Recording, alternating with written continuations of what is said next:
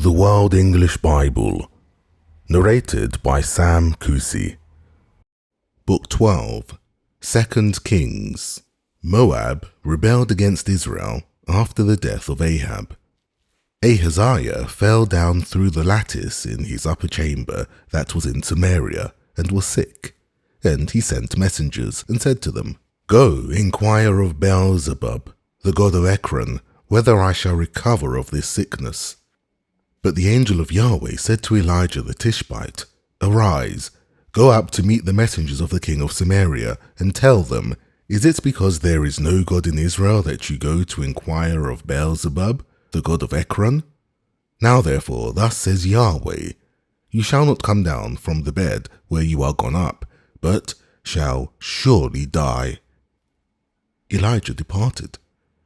The messengers returned to him, and he said to them, "Why is it that you have returned?" They said to him, "There came up a man to meet us and said to us, 'Go, turn again to the king who sent you, and tell him, thus says Yahweh, is it because there is no God in Israel that you send to inquire of Beelzebub, the god of Ekron? Therefore you shall not come down from the bed where you are gone up, but shall surely die.'" He said to them, "What manner of man was he who came up to meet you and told you these words?" They answered him, "He was a hairy man, and girt with a belt of leather about his waist." He said, "It is Elijah the Tishbite." Then the king sent to him a captain of 50 with his 50. He went up to him, and behold, he was sitting on the top of the hill. He spoke to him, "Man of God, the king has said, 'Come down.'" Elijah answered to the captain of 50, "If I be a man of God, let fire come down from the sky and consume you and your 50. Fire came down from the sky and consumed him and his 50. Again he sent to him another captain of 50 and his 50.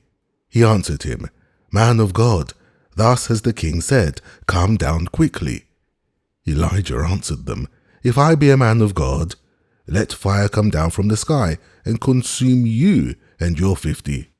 The fire of God came down from the sky and consumed him and his 50. Again he sent the captain of a third 50 with his 50.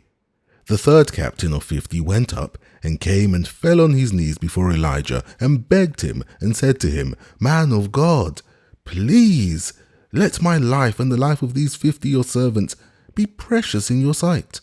Behold, fire came down from the sky and consumed the 2 former captains of 50 with their 50s. But now let the life be precious in your sight." The angel of Yahweh said to Elijah, "Go down with him, don't be afraid of him." He arose and went down with him to the king.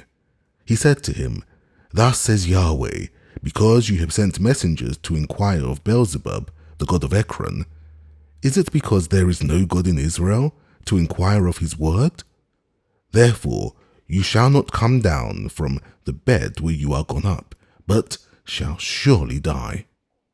So he died according to the word of Yahweh which Elijah had spoken. Jehoram began to reign in his place in the 2nd year of Jehoram, the son of Jehoshaphat, king of Judah, because he had no son. Now the rest of the acts of Ahaziah which he did, aren't they written in the book of the Chronicles of the Kings of Israel? It happened when Yahweh would take up Elijah by a whirlwind into heaven, that Elijah went with Elisha from Gilgal.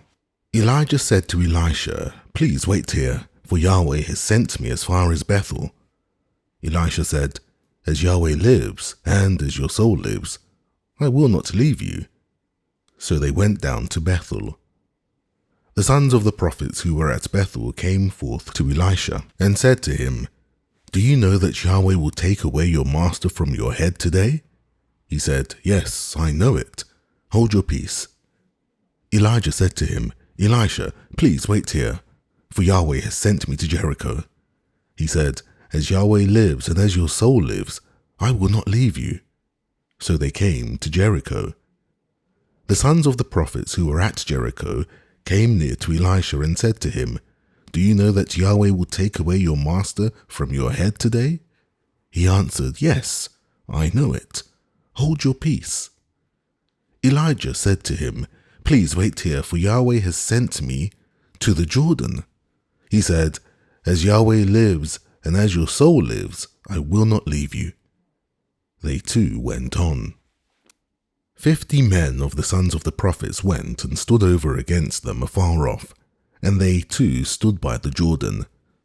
Elijah took his mantle and wrapped it together and struck the waters, and they were divided here and there, so that they too went over on dry ground.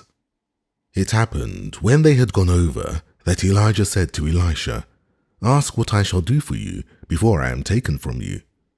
Elisha said, "Please let a double portion of your spirit be on me." He said, "You have asked a hard thing. Nevertheless, if you see me when I am taken from you, it shall be so to you, but if not, it shall not be so." It happened, as they still went on and talked, that behold, there appeared a chariot of fire and horses of fire, which parted them both apart, and Elijah went up by a whirlwind into heaven. Elisha saw it, and he cried, my father, the chariots of Israel and the horsemen of it." He saw him no more, and he took hold of his own clothes and tore them in 2 pieces. He took up also the mantle of Elijah that fell from him, and went back, and stood by the bank of the Jordan. He took the mantle of Elijah that fell from him, and struck the waters, and said, "Where is Yahweh, the God of Elijah?" And when he also had struck the waters, they were divided here and there, and Elisha went over. When the sons of the prophets who were at Jericho over against him saw him, they said, "The spirit of Elijah does rest on Elisha." They came to meet him and bowed themselves to the ground before him. They said to him, "See now, there are with your servants 50 strong men. Let them go, we pray you, and seek your master, lest the spirit of Yahweh has taken him up and cast him on some mountain or into some valley." He said, "You shall not send." When they urged him until he was ashamed, he said, "Send."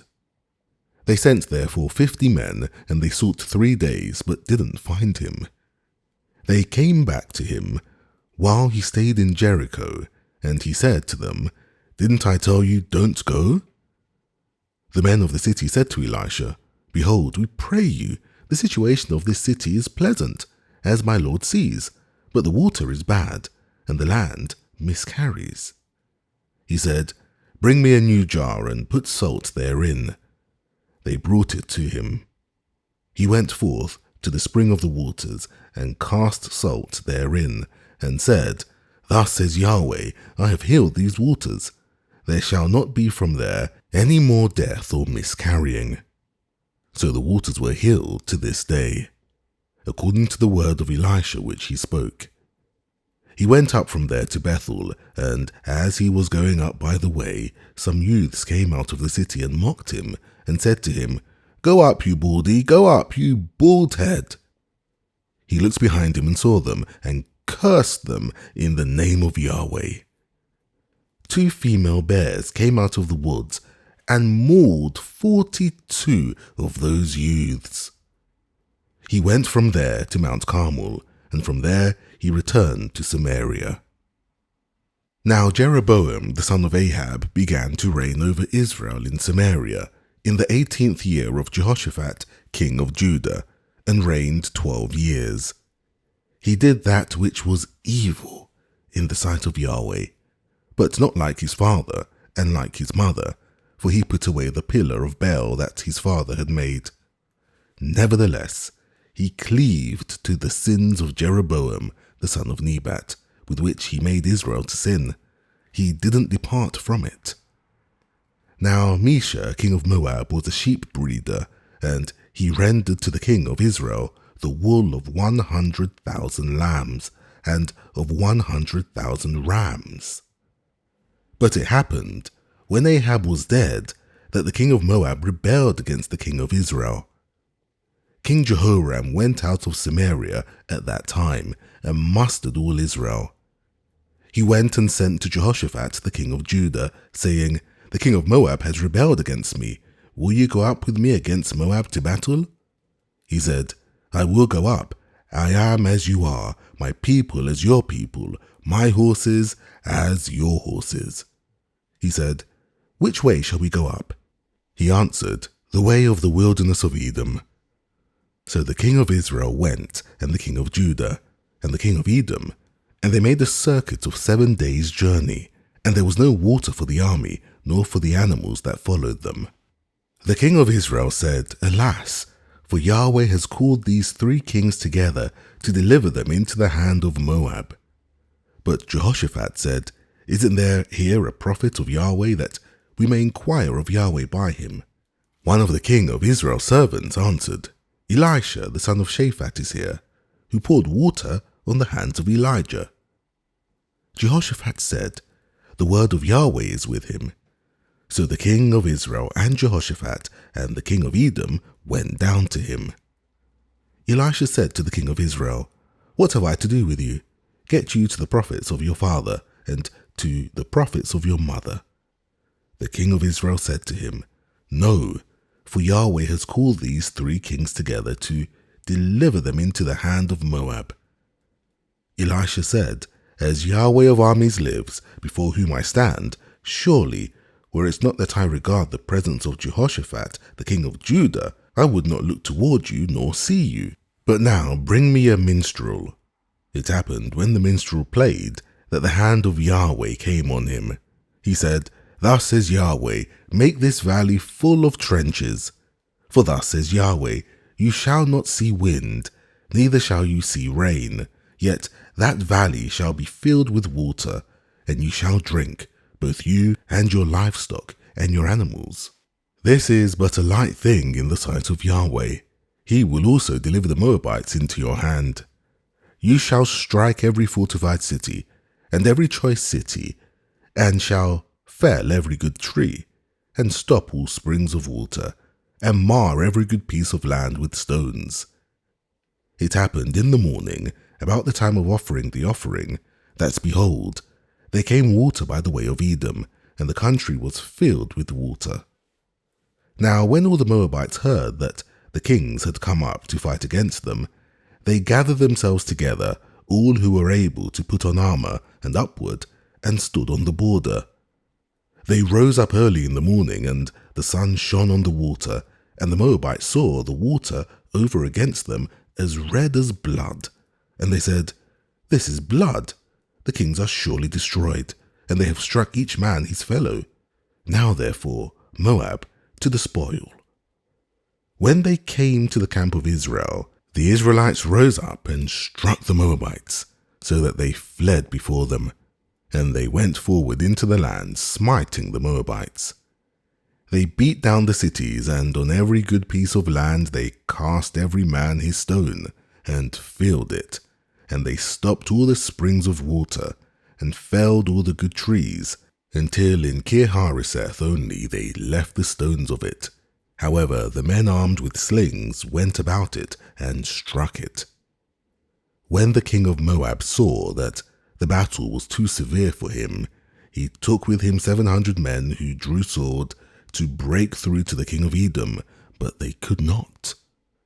Then he took his eldest son, who would have reigned in his place, and offered him for a burnt offering on the wall. There was great wrath against Israel, and they departed from him and returned to their own land. Now there cried a certain woman of the wives of the sons of the prophets to Elisha, saying, Your servant, my husband, is dead, and you know that your servant did fear Yahweh, and the creditor is come to take to him my 2 children to be bondservants. Elisha said to her, What shall I do for you? Tell me. What have you in the house? She said, Your handmaid has nothing in the house except a pot of oil. Then he said, Go, borrow you vessels abroad of all your neighbors, even empty vessels, borrow not a few. You shall go in, and shut the door on you, and on your sons, and pour out into all those vessels, and you shall set aside that which is full. So she went from him, and shut the door on her and on her sons, and They brought the vessels to her, and she poured out. It happened, when the vessels were full, that she said to her son, "Bring me yet a vessel." He said to her, "There isn't another vessel." The oil stayed. Then she came and told the man of God. He said, "Go, sell the oil and pay your debt, and live you and your sons of the rest." It fell on a day that Elisha passed to Shunem, where was a great woman, and she constrained him to eat bread. So it was that, as often as he passed by, he turned in there to eat bread. She said to her husband, "See now, I perceive that this is a holy man of God that passes by us continually. Let us make, please, a little chamber on the wall, and let us set for him there a bed, and a table, and a seat, and a lampstand, and it shall be, when he comes to us, that he shall turn in there." It fell on a day that he came there, and he turned into the chamber and lay there. He said to Gehazi his servant, "Call this Shunammite." When he had called her, she stood before him. He said to him, "Say now to her, Behold, you have been careful for us with all this care. What is to be done for you? Would you be spoken for to the king, or to the captain of the army?" She answered, "I dwell among my own people." He said, "What then is to be done for her?" Gehazi answered, "Most certainly, she has no son, and her husband is old." He said, "Call her." When he had called her, she stood in the door. He said, "At this season, when the time comes round, you shall embrace a son." She said, "No, my lord, you man of God, do not lie to your handmaid." The woman conceived and bore a son at that season, when the time came round, as Elisha had said to her. When the child was grown, it fell on a day that he went out to his father to the reapers. He said to his father, "My head, my head." He said to his servants, "Carry him to his mother." When he had taken him and brought him to his mother, he sat on her knees until noon, and then died. She went up and laid him on the bed of the man of God, and shut the door on him, and went out. She called to her husband and said, "Please send me one of the servants and one of the donkeys, that I may run to the man of God and come again." He said, "Why will you go to him today? It is neither new moon nor Sabbath." She said, "It shall be well." Then she saddled the donkey and said to her servant, "Drive and go forward. Don't slacken me the riding, except I bid you." So she went and came to the man of God to Mount Carmel. It happened, when the man of God saw her afar off, that he said to Gehazi his servant, "Behold, yonder is the Shunammite. Please, run now to meet her, and ask her, Is it well with you? Is it well with your husband? Is it well with the child?" She answered, "It is well." When she came to the man of God to the hill, she caught hold of his feet. Gehazi came near to thrust her away, but the man of God said, "Let her alone, for her soul is vexed within her, and Yahweh has hid it from me, and has not told me." Then she said, "Did I desire a son of my Lord? Didn't I say, 'Do not deceive me'?" Then he said to Gehazi, "Gird up your waist and take my staff in your hand and go your way. If you meet any man, don't greet him, and if anyone greets you, don't answer him again, and lay my staff on the face of the child." The mother of the child said, "As Yahweh lives, and as your soul lives, I will not leave you." He arose and followed her. Gehazi passed on before them and laid the staff on the face of the child, but there was neither voice nor hearing. Therefore he returned to meet him and told him, saying, "The child has not awakened." When Elisha was come into the house, behold, the child was dead, and laid on his bed. He went in therefore and shut the door on them both, and prayed to Yahweh. He went up and lay on the child, and put his mouth on his mouth, and his eyes on his eyes, and his hands on his hands, and he stretched himself on him, and the flesh of the child grew warm. Then he returned and walked in the house once back and forth, and went up and stretched himself on him, and the child sneezed 7 times, and the child opened his eyes. He called Gehazi and said, "Call this Shunammite." So he called her. When she was come in to him, he said, "Take up your son." Then she went in and fell at his feet and bowed herself to the ground, and she took up her son and went out. Elisha came again to Gilgal. There was a dearth in the land, and the sons of the prophets were sitting before him, and he said to his servants, "Set on the great pot and boil stew for the sons of the prophets." One went out into the field to gather herbs, and found a wild vine, and gathered of it wild gourds, his lap full, and came and shared them into the pot of stew, for they didn't recognize them. So they poured out for the men to eat. It happened, as they were eating of the stew, that they cried out and said, "Man of God, there is death in the pot." They could not eat of it. But he said, "Then bring meal." He cast it into the pot, and he said, "Pour out for the people, that they may eat." There was no harm in the pot. There came a man from Baal Shalisha, and brought the man of God bread of the first fruits, 20 loaves of barley, and fresh ears of grain in his sack. He said, "Give to the people, that they may eat." His servant said, "What? Should I set this before 100 men? But he said, "Give the people what they may eat, for thus says Yahweh, they shall eat, and shall leave of it." So he set it before them, and they ate, and left of it, according to the word of Yahweh. Now Naaman, captain of the army of the king of Syria, was a great man with his master, and honorable, because by him Yahweh had given victory to Syria. He was also a mighty man of valor, but he was a leper. The Syrians had gone out in bands, and had brought away captive out of the land of Israel a little maiden, and she waited on Naaman's wife.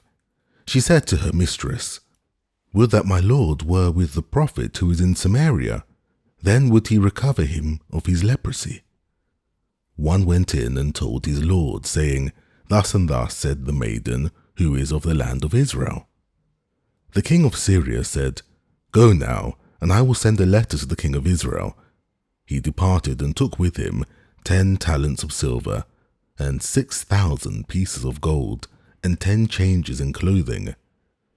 He brought the letter to the king of Israel, saying, "Now when this letter is come to you, behold, I have sent Naaman my servant to you, that you may recover him of his leprosy." It happened, when the king of Israel had read the letter, that he tore his clothes and said, "Am I God to kill and to make alive, that this man does send to me to recover a man of his leprosy? But consider, I pray you, and see how he seeks a quarrel against me." It was so, when Elisha the man of God heard that the king of Israel had torn his clothes, that he sent to the king, saying, "Why have you torn your clothes? Let him come now to me, and he shall know that there is a prophet in Israel." So Naaman came with his horses and with his chariots, and stood at the door of the house of Elisha. Elisha sent a messenger to him, saying, "Go and wash in the Jordan 7 times, and your flesh shall come again to you, and you shall be clean." But Naaman was angry, and went away, and said, "Behold, I thought he will surely come out to me, and stand, and call on the name of Yahweh his God, and wave his hand over the place, and recover the leper. Aren't Abana and Partha, the rivers of Damascus, better than all the waters of Israel? May I not wash in them and be clean?" So he turned and went away in a rage. His servants came near and spoke to him and said, "My father, if the prophet had bid you to do some great thing, wouldn't you have done it? How much rather then when he says to you, 'Wash and be clean'?" Then went he down and dipped himself 7 times in the Jordan, according to the saying of the man of God, and his flesh came again like the flesh of a little child, and he was clean. He returned to the man of God, he and all his company, and came and stood before him, and he said, See, now I know that there is no God in all the earth, but in Israel. Now therefore, please take a present from your servant. But he said, As Yahweh lives, before whom I stand, I will receive none. He urged him to take it, but he refused.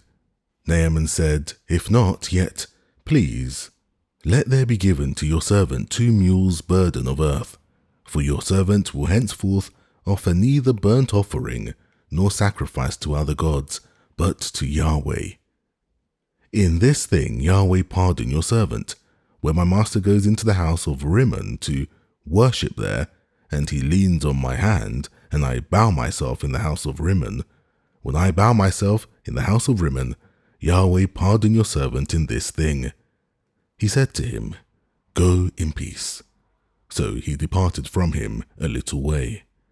But Gehazi, the servant of Elisha, the man of God, said, Behold, my master has spared this Naaman the Syrian, in not receiving at his hands that which he brought. As Yahweh lives, I will run after him and take somewhat of him. So Gehazi followed after Naaman.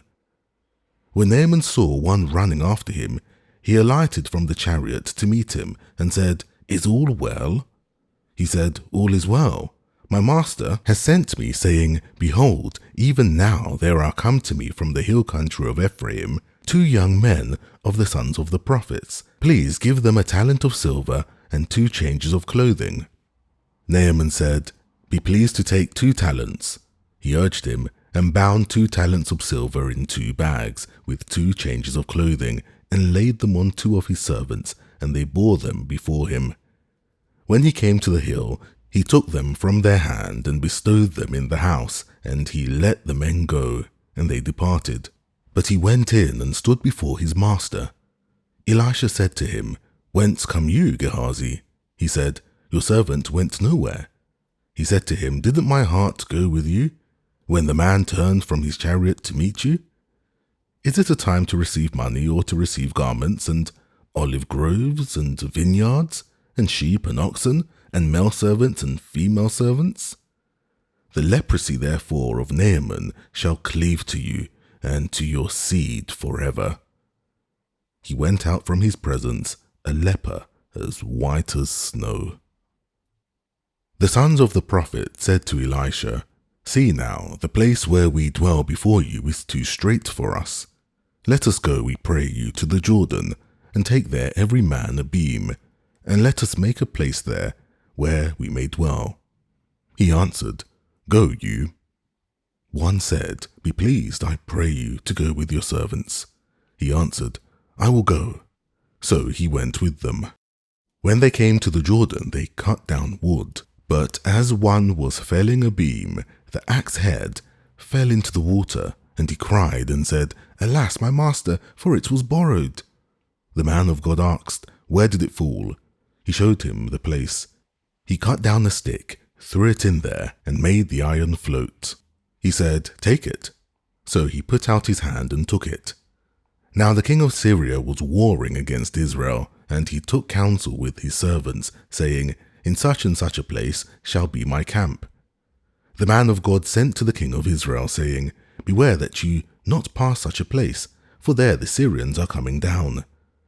The king of Israel sent to the place which the man of God told him and warned him of, and he saved himself there, not once nor twice.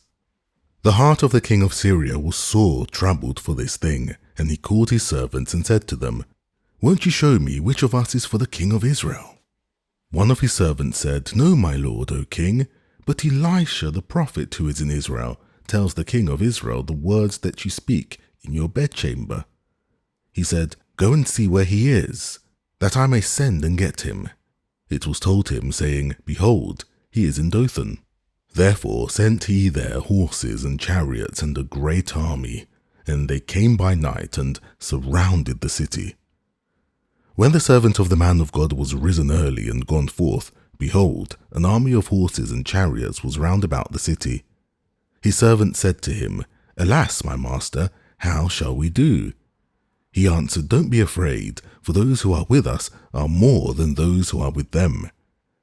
Elisha prayed and said, "Yahweh, please open his eyes that he may see." Yahweh opened the eyes of the young man, and he saw, and behold, the mountain was full of horses and chariots of fire round about Elisha. When they came down to him, Elisha prayed to Yahweh and said, "Please smite this people with blindness." He struck them with blindness according to the word of Elisha. Elisha said to them, "This is not the way, neither is this the city. Follow me, and I will bring you to the man whom you seek." He led them to Samaria. It happened, when they were come into Samaria, that Elisha said, "Yahweh, open the eyes of these men, that they may see." Yahweh opened their eyes, and they saw, and behold, they were in the midst of Samaria. The king of Israel said to Elisha, when he saw them, "My father, shall I strike them? Shall I strike them?" He answered, "You shall not strike them. Would you strike those whom you have taken captive with the sword and with your bow? Set bread and water before them, that they may eat and drink and go to their master." He prepared great provision for them, and when they had eaten and drunk, he sent them away, and they went to their master. The bands of Syria came no more into the land of Israel. It happened after this that Ben-Hadad, king of Syria, gathered all his army and went up and besieged Samaria. There was a great famine in Samaria, and behold, they besieged it until a donkey's head was sold for 80 pieces of silver, and the fourth part of a cab of dove's dung for 5 pieces of silver. As the king of Israel was passing by on the wall, there cried a woman to him, saying, "Help, my lord, O king." He said, "If Yahweh doesn't help you, whence shall I help you? Out of the threshing floor or out of the winepress?" The king said to her, "What ails you?" She answered, "This woman has said to me, 'Give your son, that we may eat him today, and we will eat my son tomorrow.' So we boiled my son and ate him. And I said to her on the next day, 'Give your son, that we may eat him,' and she has hid her son." It happened, when the king heard the words of the woman, that he tore his clothes. Now he was passing by on the wall, and the people looked, and behold, he had sackcloth within on his flesh. Then he said, "God do so to me, and more also, if the head of Elisha the son of Shaphat shall stand on him this day." But Elisha was sitting in his house, and the elders were sitting with him, and the king sent a man from before him. But before the messenger came to him, he said to the elders, "See you how this son of a murderer has sent to take away my head? Behold, when the messenger comes, shut the door, and hold the door fast against him. Isn't the sound of his master's feet behind him?" While he was yet talking with them, behold, the messenger came down to him, and he said, "Behold, this evil is of Yahweh.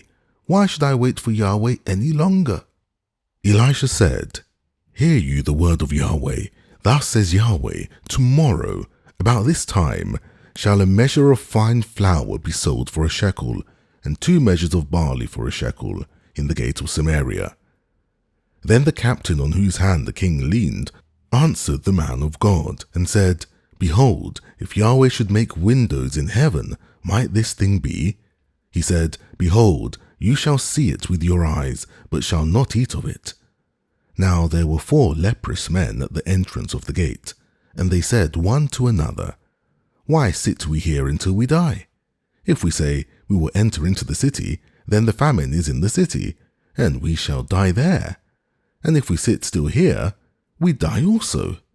Now therefore, come, and let us fall to the army of the Syrians. If they save us alive, we shall live, and if they kill us, we shall but die." They rose up in the twilight to go to the camp of the Syrians, and when they were come to the outermost part of the camp of the Syrians, behold, there was no man there. For the Lord had made the army of the Syrians to hear a noise of chariots and a noise of horses, even the noise of a great army. And they said one to another, Behold, the king of Israel has hired against us the kings of the Hittites and the kings of the Egyptians to come on us. Therefore they arose and fled in the twilight, and left their tents and their houses and their donkeys, even the camp as it was, and fled for their life. When these lepers came to the outermost part of the camp, they went into one tent, and ate and drank, and carried their silver and gold and clothing, and went and hid it. And they came back, and entered into another tent, and carried there also, and went and hid it. Then they said one to another, We aren't doing right. This day is a day of good news, and we hold our peace. If we wait until the morning light, punishment will overtake us. Now therefore come, let us go and tell the king's household. So they came and called to the porter of the city, and they told them, saying, We came to the camp of the Syrians, and behold, there was no man there, neither voice of a man, but the horses tied, and the donkeys tied, and the tents as they were. He called the porters, and they told it to the king's household within. The king arose in the night and said to his servants, I will now show you what the Syrians have done to us. They know that we are hungry, therefore are they gone out of the camp to hide themselves in the field, saying, When they come out of the city, we shall take them alive and get into the city. One of the servants answered, Please, let some take 5 of the horses that remain, which are left in the city. Behold, they are as all the multitude of Israel who are left in it. Behold, they are as all the multitude in Israel who are consumed, and let us send and see. They took therefore 2 chariots with horses, and the king sent after the army of the Syrians, saying, Go and see.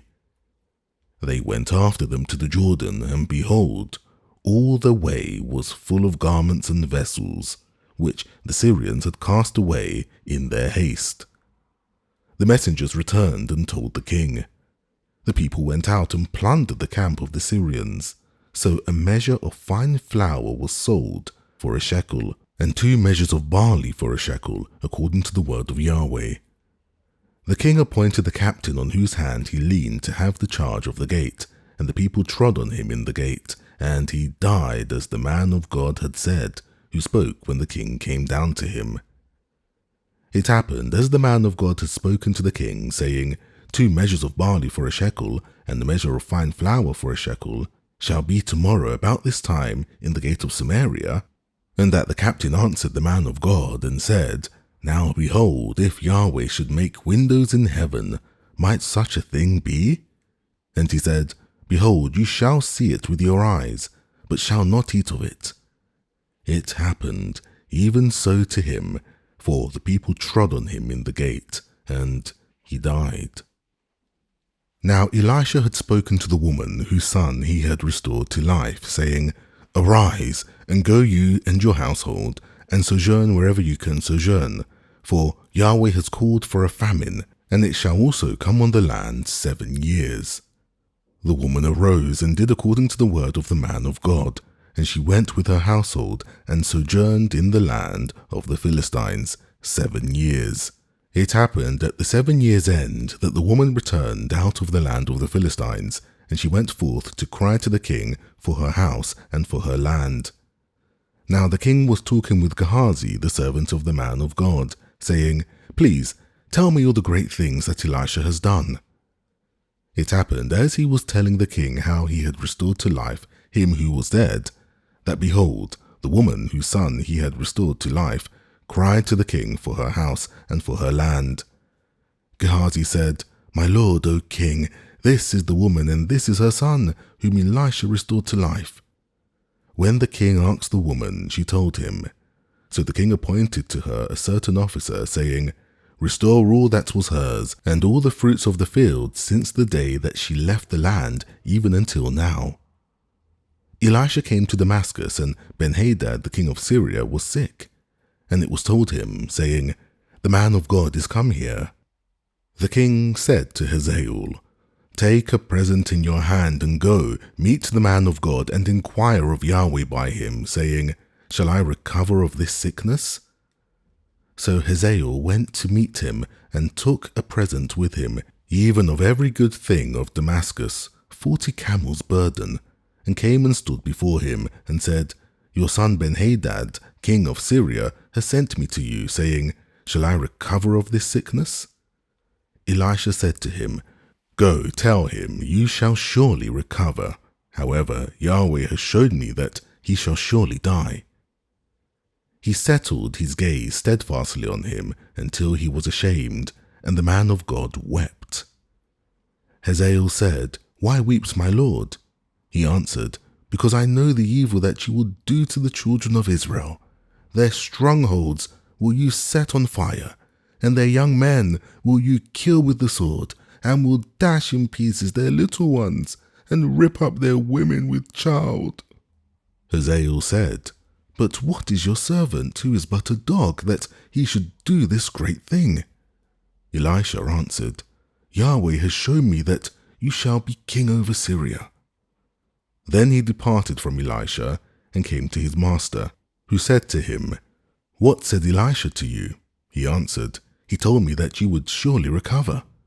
It happened on the next day that he took the coverlet and dipped it in water and spread it on his face, so that he died, and Hazael reigned in his place. In the 5th year of Joram the son of Ahab, king of Israel, Jehoshaphat being then king of Judah, Jehoram the son of Jehoshaphat, king of Judah, began to reign. 32 years old was he when he began to reign, and he reigned 8 years in Jerusalem. He walked in the way of the kings of Israel, as did the house of Ahab, for he had the daughter of Ahab as wife, and he did that which was evil in the sight of Yahweh. However, Yahweh would not destroy Judah for David his servant's sake, as he promised him to give him a lamp for his children always. In his days Edom revolted from under the hand of Judah, and made a king over themselves. Then Joram passed over to Zair, and all his chariots with him, and he rose up by night, and struck the Edomites who surrounded him, and the captains of the chariots and the people fled to their tents. So Edom revolted from under the hand of Judah to this day. Then did Libnah revolt at the same time. The rest of the acts of Joram and all that he did, aren't they written in the book of the Chronicles of the Kings of Judah? Joram slept with his fathers and was buried with his fathers in the city of David, and Ahaziah his son reigned in his place. In the 12th year of Joram, the son of Ahab, king of Israel, did Ahaziah the son of Jehoram, king of Judah, begin to reign. 22 years old was Ahaziah when he began to reign, and he reigned 1 year in Jerusalem. His mother's name was Athaliah, the daughter of Omri, king of Israel. He walked in the way of the house of Ahab, and did that which was evil in the sight of Yahweh, as did the house of Ahab, for he was the son-in-law of the house of Ahab. He went with Joram the son of Ahab to war against Hazael, king of Syria, at Ramoth-Gilead, and the Syrians wounded Joram. King Joram returned to be healed in Jezreel of the wounds which the Syrians had given him at Ramah when he fought against Hazael, king of Syria. Ahaziah the son of Jehoram, king of Judah, went down to see Joram the son of Ahab in Jezreel, because he was sick. Elisha the prophet called one of the sons of the prophets, and said to him, Gird up your waist, and take this vial of oil in your hand, and go to Ramoth-Gilead. When you come there, look out there Jehu the son of Jehoshaphat, the son of Nimshi, and go in, and make him arise up from among his brothers, and carry him to an inner chamber. Then take the vial of oil, and pour it on his head, and say, Thus says Yahweh, I have anointed you king over Israel. Then open the door, and flee, and don't wait. So the young man, even the young man the prophet, went to Ramoth-Gilead. When he came, behold, the captains of the army were sitting, and he said, I have an errand for you, captain. Jehu said, To which of us all? He said, To you, O captain. He arose and went into the house, and he poured the oil on his head, and said to him, Thus says Yahweh, the God of Israel, I have anointed you king over the people of Yahweh, even over Israel. You shall strike the house of Ahab your master, that I may avenge the blood of my servants the prophets, and the blood of all the servants of Yahweh, at the hand of Jezebel. For the whole house of Ahab shall perish, and I will cut off from Ahab everyone who urinates against a wall, or male, and him who is shut up, and him who is left at large in Israel. I will make the house of Ahab like the house of Jeroboam the son of Nebat, and like the house of Baasha the son of Ahijah. The dogs shall eat Jezebel in the portion of Jezreel, and there shall be none to bury her. He opened the door and fled. Then Jehu came forth to the servants of his lord, and one said to him, Is all well? Why came this mad fellow of you? He said to them, You know the man and what his talk was. They said, It is false. Tell us now. He said, Thus and thus spoke he to me, saying, Thus says Yahweh, I have anointed you king over Israel. Then they hurried and took every male his garment, and put it under him on the top of the stairs, and blew the trumpet, saying, Jehu is king. So Jehu, the son of Jehoshaphat, the son of Nimshi, conspired against Joram. Now Joram was keeping Ramoth-Gilead, he and all Israel, because of Hazael, king of Syria. But King Joram was returned to be healed in Jezreel of the wounds which the Syrians had given him when he fought with Hazael, king of Syria. Jehu said, If this be your mind, then let none escape and go forth out of the city to go to tell it in Jezreel. So Jehu rode in a chariot and went to Jezreel, for Joram lay there. Ahaziah, king of Judah, was come down to see Joram. Now the watchmen were standing on the tower in Jezreel, and he spied the company of Jehu as he came, and said, I see a company. Joram said, Take a horseman, and send to meet them, and let him say, Is it peace? So there went one on horseback to meet him, and said, Thus says the king, Is it peace? Jehu said, What have you to do with peace? Turn you behind me. The watchman told, saying, The messenger came to them, but he isn't coming back. Then he sent out a second on horseback, who came to meet them, and said, Thus says the king, Is it peace? Jehu answered, What have you to do with peace? Turn you behind me. The watchman told, saying, He came even to them and isn't coming back, and the driving is like the driving of Jehu the son of Nimshi, for he drives furiously. Joram said, Make ready. They made ready his chariot. Joram king of Israel and Ahaziah king of Judah went out, each in his chariot, and they went out to meet Jehu, and found him in the portion of Naboth the Jezreelite. It happened when Joram saw Jehu, that he said, Is it peace, Jehu? He answered, What peace, so long as the prostitution of your mother Jezebel and her witchcraft abound? Joram turned his hands and fled, and said to Ahaziah, There is treachery, Ahaziah. Jehu drew his bow with his full strength, and struck Joram between his arms, and the arrow went out at his heart, and he sunk down in his chariot. Then said Jehu to Bidkar his captain, Take up, and cast him in the portion of the field of Naboth the Jezreelite, for remember how that, when I and you rode together after Ahab his father, Yahweh laid this burden on him. Surely I have seen yesterday the blood of Naboth, and the blood of his sons, says Yahweh, and I will requite you in this plot, says Yahweh. Now therefore, take and cast him into the plot of ground, according to the word of Yahweh. But when Ahaziah the king of Judah saw this, he fled by the way of the garden house. Jehu followed after him and said, Smite him also in the chariot. And they struck him at the ascent of Gur, which is by Iblim. He fled to Megiddo and died there. His servants carried him in a chariot to Jerusalem and buried him in his tomb with his fathers in the city of David. In the 11th year of Joram, the son of Ahab, began Ahaziah to reign over Judah. When Jehu was come to Jezreel, Jezebel heard of it, and she painted her eyes and attired her head and looked out at the window.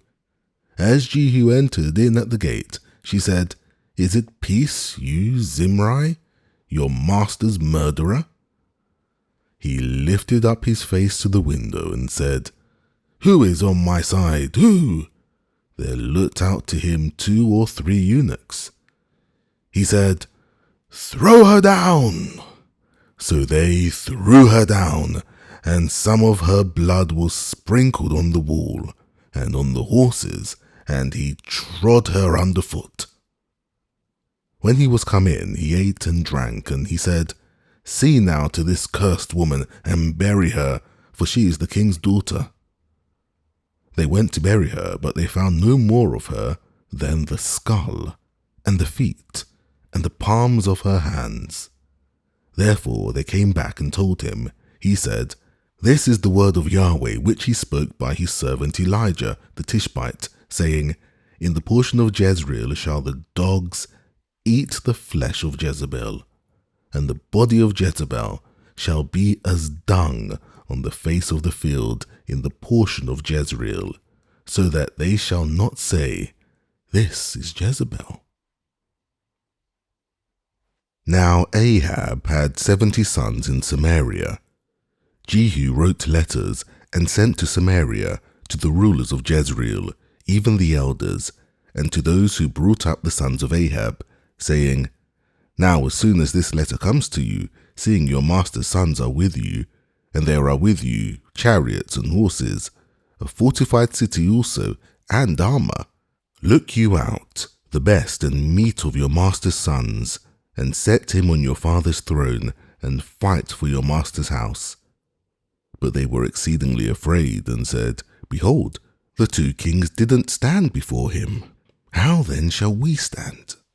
He who was over the household, and he who was over the city, the elders also, and those who brought up the children, sent to Jehu, saying, "We are your servants, and will do all that you shall bid us. We will not make any man king. You do that which is good in your eyes." Then he wrote a letter the second time to them, saying, "If you be on my side, and if you will listen to my voice, take the heads of the men of your master's sons, and come to me to Jezreel by tomorrow this time." Now the king's sons, being 70 persons, were with the great men of the city, who brought them up. It happened, when the letter came to them, that they took the king's sons, and killed them, even 70 persons, and put their heads in baskets, and sent them to him in Jezreel. There came a messenger, and told him, saying, "They have brought the heads of the king's sons." He said, "Lay you them in 2 heaps at the entrance of the gate until the morning." It happened in the morning that he went out, and stood, and said to all the people, "You are righteous. Behold, I conspired against my master, and killed him. But who struck all these? Know now that there shall fall to the earth nothing of the word of Yahweh, which Yahweh spoke concerning the house of Ahab. For Yahweh has done that which he spoke by his servant Elijah." So Jehu struck all that remained of the house of Ahab in Jezreel, and all his great men, and his familiar friends, and his priests, until he left him none remaining. He arose and departed and went to Samaria. As he was at the shearing house of the shepherds in the way, Jehu met with the brothers of Ahaziah, king of Judah, and said, "Who are you?" They answered, "We are the brothers of Ahaziah, and we go down to greet the children of the king and the children of the queen." He said, "Take them alive." They took them alive and killed them at the pit of the shearing house, even 42 men, neither left he any of them. When he was departed there, he lighted on Jehonadab, the son of Rechab, coming to meet him, and he greeted him, and said to him, "Is your heart right, as my heart is with your heart?" Jehonadab answered, "It is." "If it be, give me your hand." He gave him his hand, and he took him up to him into the chariot. He said, "Come with me, and see my zeal for Yahweh." So they made him ride in his chariot. When he came to Samaria, he struck all who remained to Ahab in Samaria until he had destroyed him, according to the word of Yahweh, which he spoke to Elijah. Jehu gathered all the people together and said to them, Ahab served Baal a little, but Jehu will serve him much. Now therefore call to me all the prophets of Baal, all his worshippers, and all his priests. Let none be wanting, for I have a great sacrifice to do to Baal. Whoever shall be wanting, he shall not live. But Jehu did it subtly, to the intent that he might destroy the worshippers of Baal. Jehu said, Sanctify a solemn assembly for Baal. They proclaimed it. Jehu sent through all Israel, and all the worshippers of Baal came, so that there was not a man left that didn't come. They came into the house of Baal, and the house of Baal was filled from one end to another. He said to him who was over the vestry, Bring forth vestments for all the worshippers of Baal. He brought them forth vestments. Jehu went, and Jehonadab the son of Rechab, into the house of Baal, and he said to the worshippers of Baal, Search and look that there be here with you none of the servants of Yahweh, but the worshippers of Baal only. They went in to offer sacrifices and burnt offerings. Now Jehu had appointed him 80 men outside, and said, If any of the men whom I bring into your hand escape, he who lets him go, his life shall be for the life of him. It happened, as soon as he had made an end of offering the burnt offering, that Jehu said to the guard and to the captains, Go in and kill them, let none come forth. They struck them with the edge of the sword, and the guard and the captains cast them out, and went to the city of the house of Baal. They brought forth the pillars that were in the house of Baal, and burned them. They broke down the pillar of Baal, and broke down the house of Baal, and made it a latrine to this day. Thus Jehu destroyed Baal out of Israel. However, from the sins of Jeroboam the son of Nebat, with which he made Israel to sin, Jehu didn't depart from after them, to wit, the golden calves that were in Bethel and that were in Dan. Yahweh said to Jehu, Because you have done well in executing that which is right in my eyes, and have done to the house of Ahab according to all that was in my heart, your sons of the 4th generation shall sit on the throne of Israel. But Jehu took no heed to walk in the law of Yahweh, the God of Israel, with all his heart. He didn't depart from the sins of Jeroboam, with which he made Israel to sin. In those days, Yahweh began to cut off from Israel, and Hazael struck them in all the borders of Israel, from the Jordan eastward, all the land of Gilead, the Gadites and the Reubenites, and the Manassites, from Aroer, which is by the valley of Arnon, even Gilead and Bashan. Now the rest of the acts of Jehu, and all that he did, and all his might, aren't they written in the book of the Chronicles of the Kings of Israel? Jehu slept with his fathers, and they buried him in Samaria. Jehoaz his son reigned in his place. The time that Jehu reigned over Israel in Samaria was 28 years. Now when Athaliah, the mother of Ahaziah, saw that her son was dead, she arose and destroyed all the royal seed. But Jehosheba, the daughter of King Joram, sister of Ahaziah, took Joash the son of Ahaziah, and stole him away from among the king's sons who were slain, even him and his nurse, and put them in the bedchamber, and they hid him from Athaliah, so that he was not slain. He was with her hid in the house of Yahweh 6 years. Athaliah reigned over the land. In the 7th year, Jehoiada sent and fetched the captives over hundreds of the Karites and of the guard, and brought them to him into the house of Yahweh. And he made a covenant with them, and took an oath of them in the house of Yahweh, and showed them the king's son. He commanded them, saying, This is the thing that you shall do, A third part of you, who come in on the Sabbath, shall be keepers of the watch of the king's house. A third part shall be at the gate, sir, and a third part at the gate behind the guard. So shall you keep the watch of the house, and be a barrier. The 2 companies of you, even all who go forth on the Sabbath, shall keep the watch of the house of Yahweh about the king. You shall compass the king round about, every man with his weapons in his hand, and he who comes within the ranks, let him be slain. And be you with the king when he goes out and when he comes in. The captains over hundreds did according to all that Jehoiada the priest commanded, and they took every man his men, those who were to come in on the Sabbath with those who were to go out on the Sabbath, and came to Jehoiada the priest. The priest delivered to the captains over hundreds the spears and shields that had been King David's, which were in the house of Yahweh. The guard stood, every man with his weapons in his hand, from the right side of the house to the left side of the house, along by the altar and the house, by the king round about. Then he brought out the king's son, and put the crown on him, and gave him the testimony, and they made him king, and anointed him, and they clapped their hands, and said, Long live the king!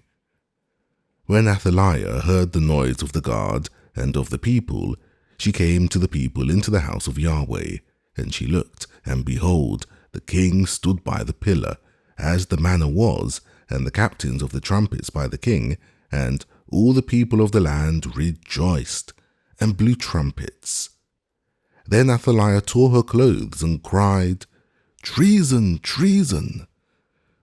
Jehoiada the priest commanded the captains of hundreds who were set over the army, and said to them, Have her forth between the ranks, and him who follows her kill with the sword. For the priest said, Don't let her be slain in the house of Yahweh. So they made way for her, and she went by the way of the horses' entry to the king's house, and there was she slain.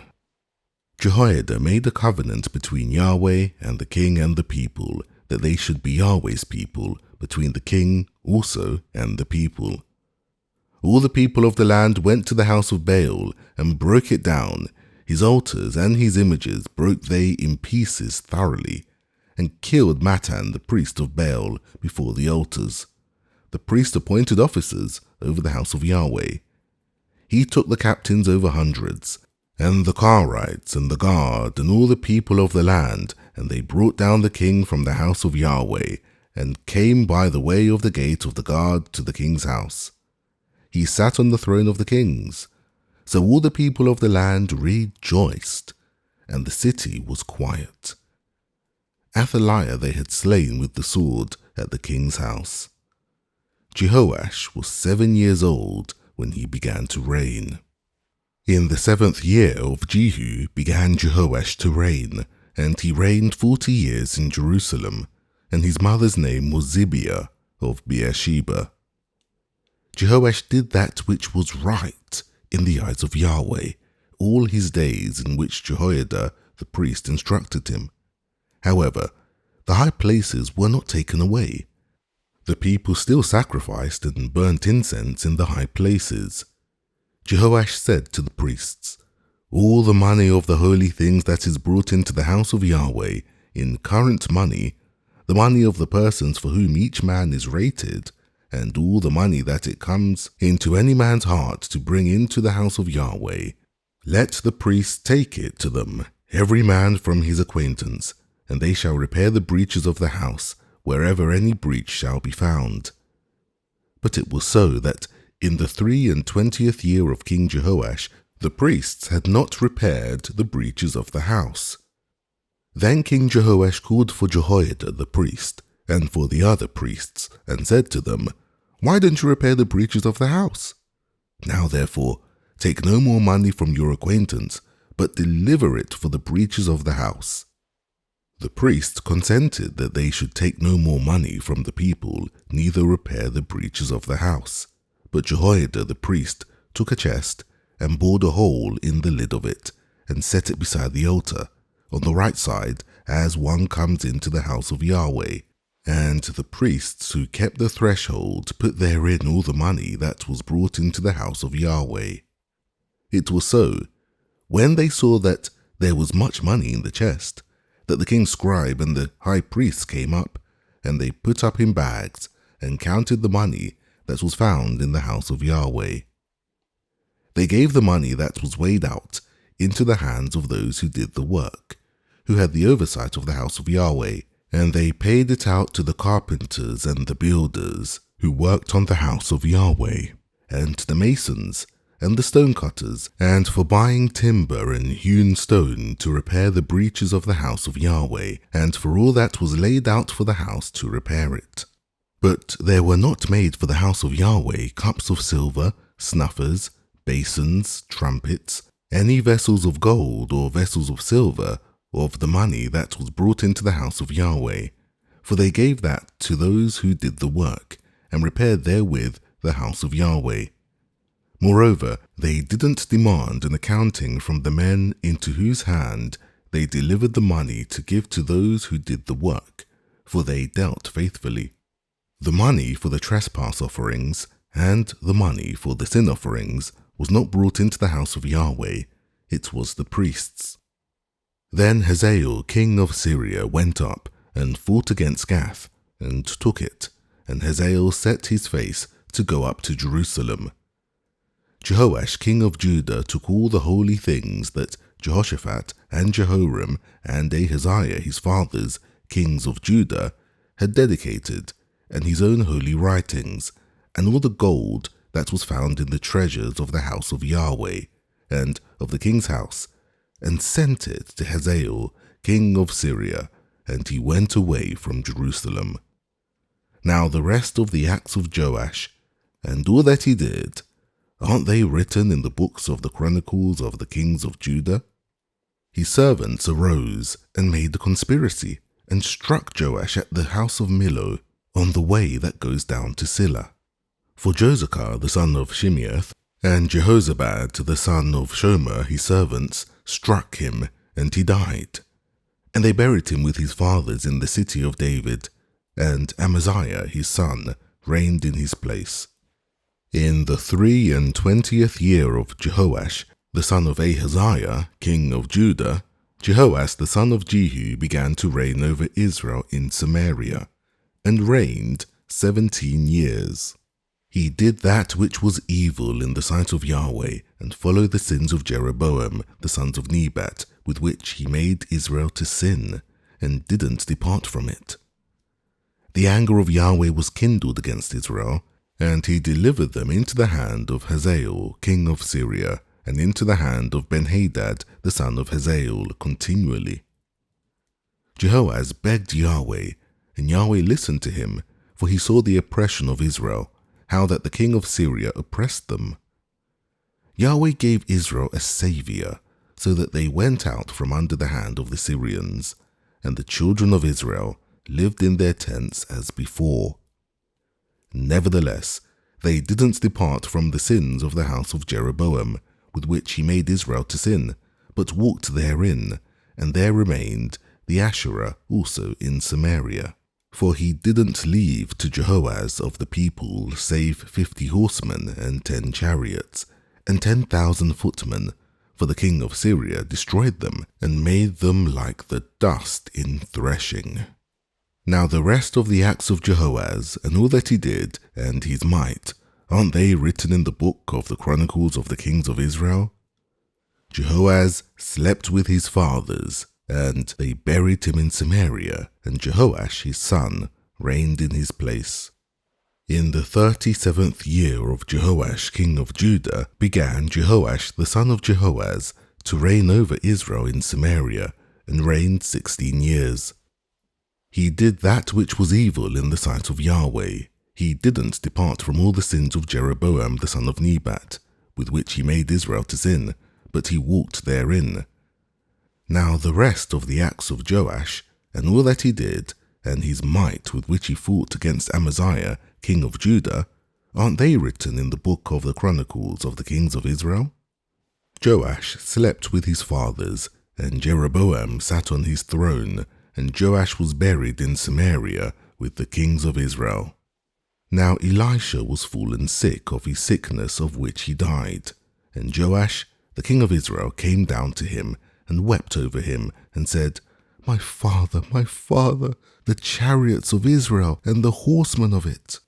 Elisha said to him, take bow and arrows, and he took to him bow and arrows. He said to the king of Israel, put your hand on the bow, and he put his hand on it. Elisha laid his hands on the king's hands. He said, open the window eastward, and he opened it. Then Elisha said, shoot, and he shot. He said, Yahweh's arrow of victory, even the arrow of victory over Syria. For you shall strike the Syrians in Aphek, until you have consumed them. He said, take the arrows, and he took them. He said to the king of Israel, smite on the ground, and he struck thrice, and stayed. The man of God was angry with him, and said, you should have struck 5 or 6 times. Then had you struck Syria until you had consumed it, whereas now you shall strike Syria but thrice. Elisha died, and they buried him. Now the bands of the Moabites invaded the land at the coming in of the year. It happened, as they were burying a man, that, behold, they spied a band, and they cast the man into the tomb of Elisha. And as soon as the man touched the bones of Elisha, he revived, and stood up on his feet. Hazael, king of Syria, oppressed Israel all the days of Jehoaz. But Yahweh was gracious to them, and had compassion on them, and had respect to them, because of his covenant with Abraham, Isaac, and Jacob, and would not destroy them, neither cast he them from his presence as yet. Hazael, king of Syria, died, and Benhadad his son reigned in his place. Jehoash, the son of Jehoaz, took again out of the hand of Benhadad, the son of Hazael, the cities which he had taken out of the hand of Jehoaz, his father, by war. 3 times did Joash strike him, and recovered the cities of Israel. In the 2nd year of Jehoash, son of Jehoaz, king of Israel, began Amaziah, the son of Joash, king of Judah, to reign. He was 25 years old when he began to reign, and he reigned 29 years in Jerusalem, and his mother's name was Jehoiachin of Jerusalem. He did that which was right in the eyes of Yahweh, yet not like David his father. He did according to all that Joash his father had done. However, the high places were not taken away. The people still sacrificed and burnt incense in the high places. It happened, as soon as the kingdom was established in his hand, that he killed his servants who had slain the king his father. But the children of the murderers he didn't put to death, according to that which is written in the book of the law of Moses, as Yahweh commanded, saying, the fathers shall not be put to death for the children, nor the children be put to death for the fathers, but every man shall die for his own sin. He killed of Edom in the valley of Salt 10,000, and took Selah by war, and called the name of it Joktheel, to this day. Then Amaziah sent messengers to Jehoash the son of Jehoaz, son of Jehu, king of Israel, saying, come, let us look one another in the face. Jehoash the king of Israel sent to Amaziah, king of Judah, saying, the thistle that was in Lebanon sent to the cedar that was in Lebanon, saying, give your daughter to my son as wife. And there passed by a wild animal that was in Lebanon, and trod down the thistle. You have indeed struck Edom, and your heart has lifted you up.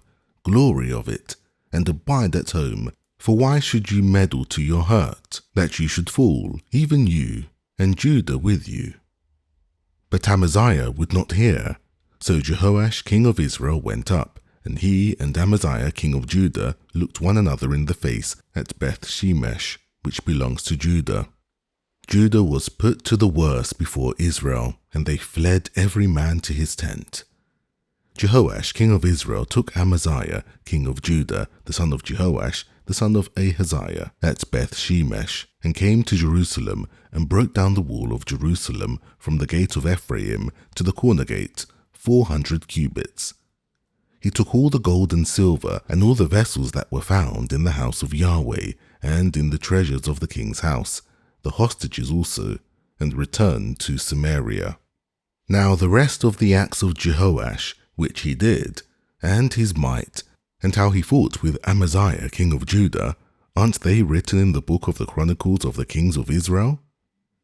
Jehoash slept with his fathers and was buried in Samaria with the kings of Israel, and Jeroboam his son reigned in his place. Amaziah the son of Joash king of Judah lived after the death of Jehoash, son of Jehoaz, king of Israel, 15 years.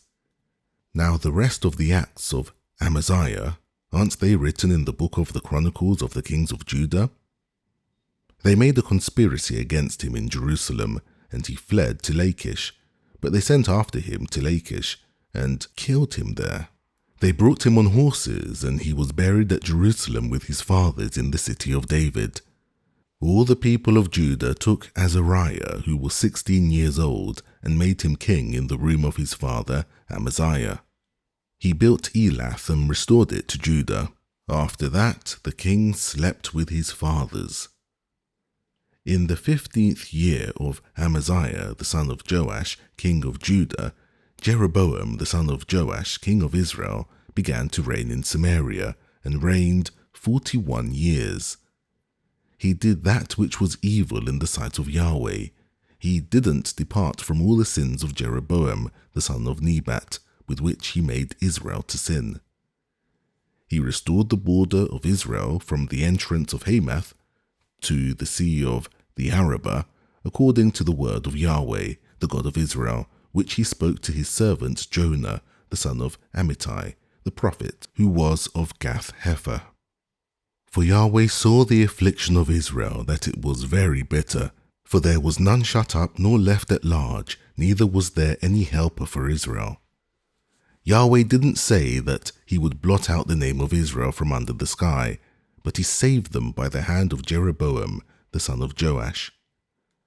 Now the rest of the acts of Jeroboam, and all that he did, and his might, how he warred, and how he recovered Damascus and Hamath, which had belonged to Judah, for Israel, aren't they written in the book of the Chronicles of the kings of Israel? Jeroboam slept with his fathers, even with the kings of Israel, and Zechariah, his son, reigned in his place. In the 27th year of Jeroboam, king of Israel, began Azariah, son of Amaziah, king of Judah, to reign. 16 years old was he when he began to reign, and he reigned 52 years in Jerusalem, and his mother's name was Jecholiah of Jerusalem. He did that which was right in the eyes of Yahweh, according to all that his father Amaziah had done. However, the high places were not taken away. The people still sacrificed and burnt incense in the high places. Yahweh struck the king so that he was a leper to the day of his death, and lived in a separate house. Jotham, the king's son, was over the household, judging the people of the land.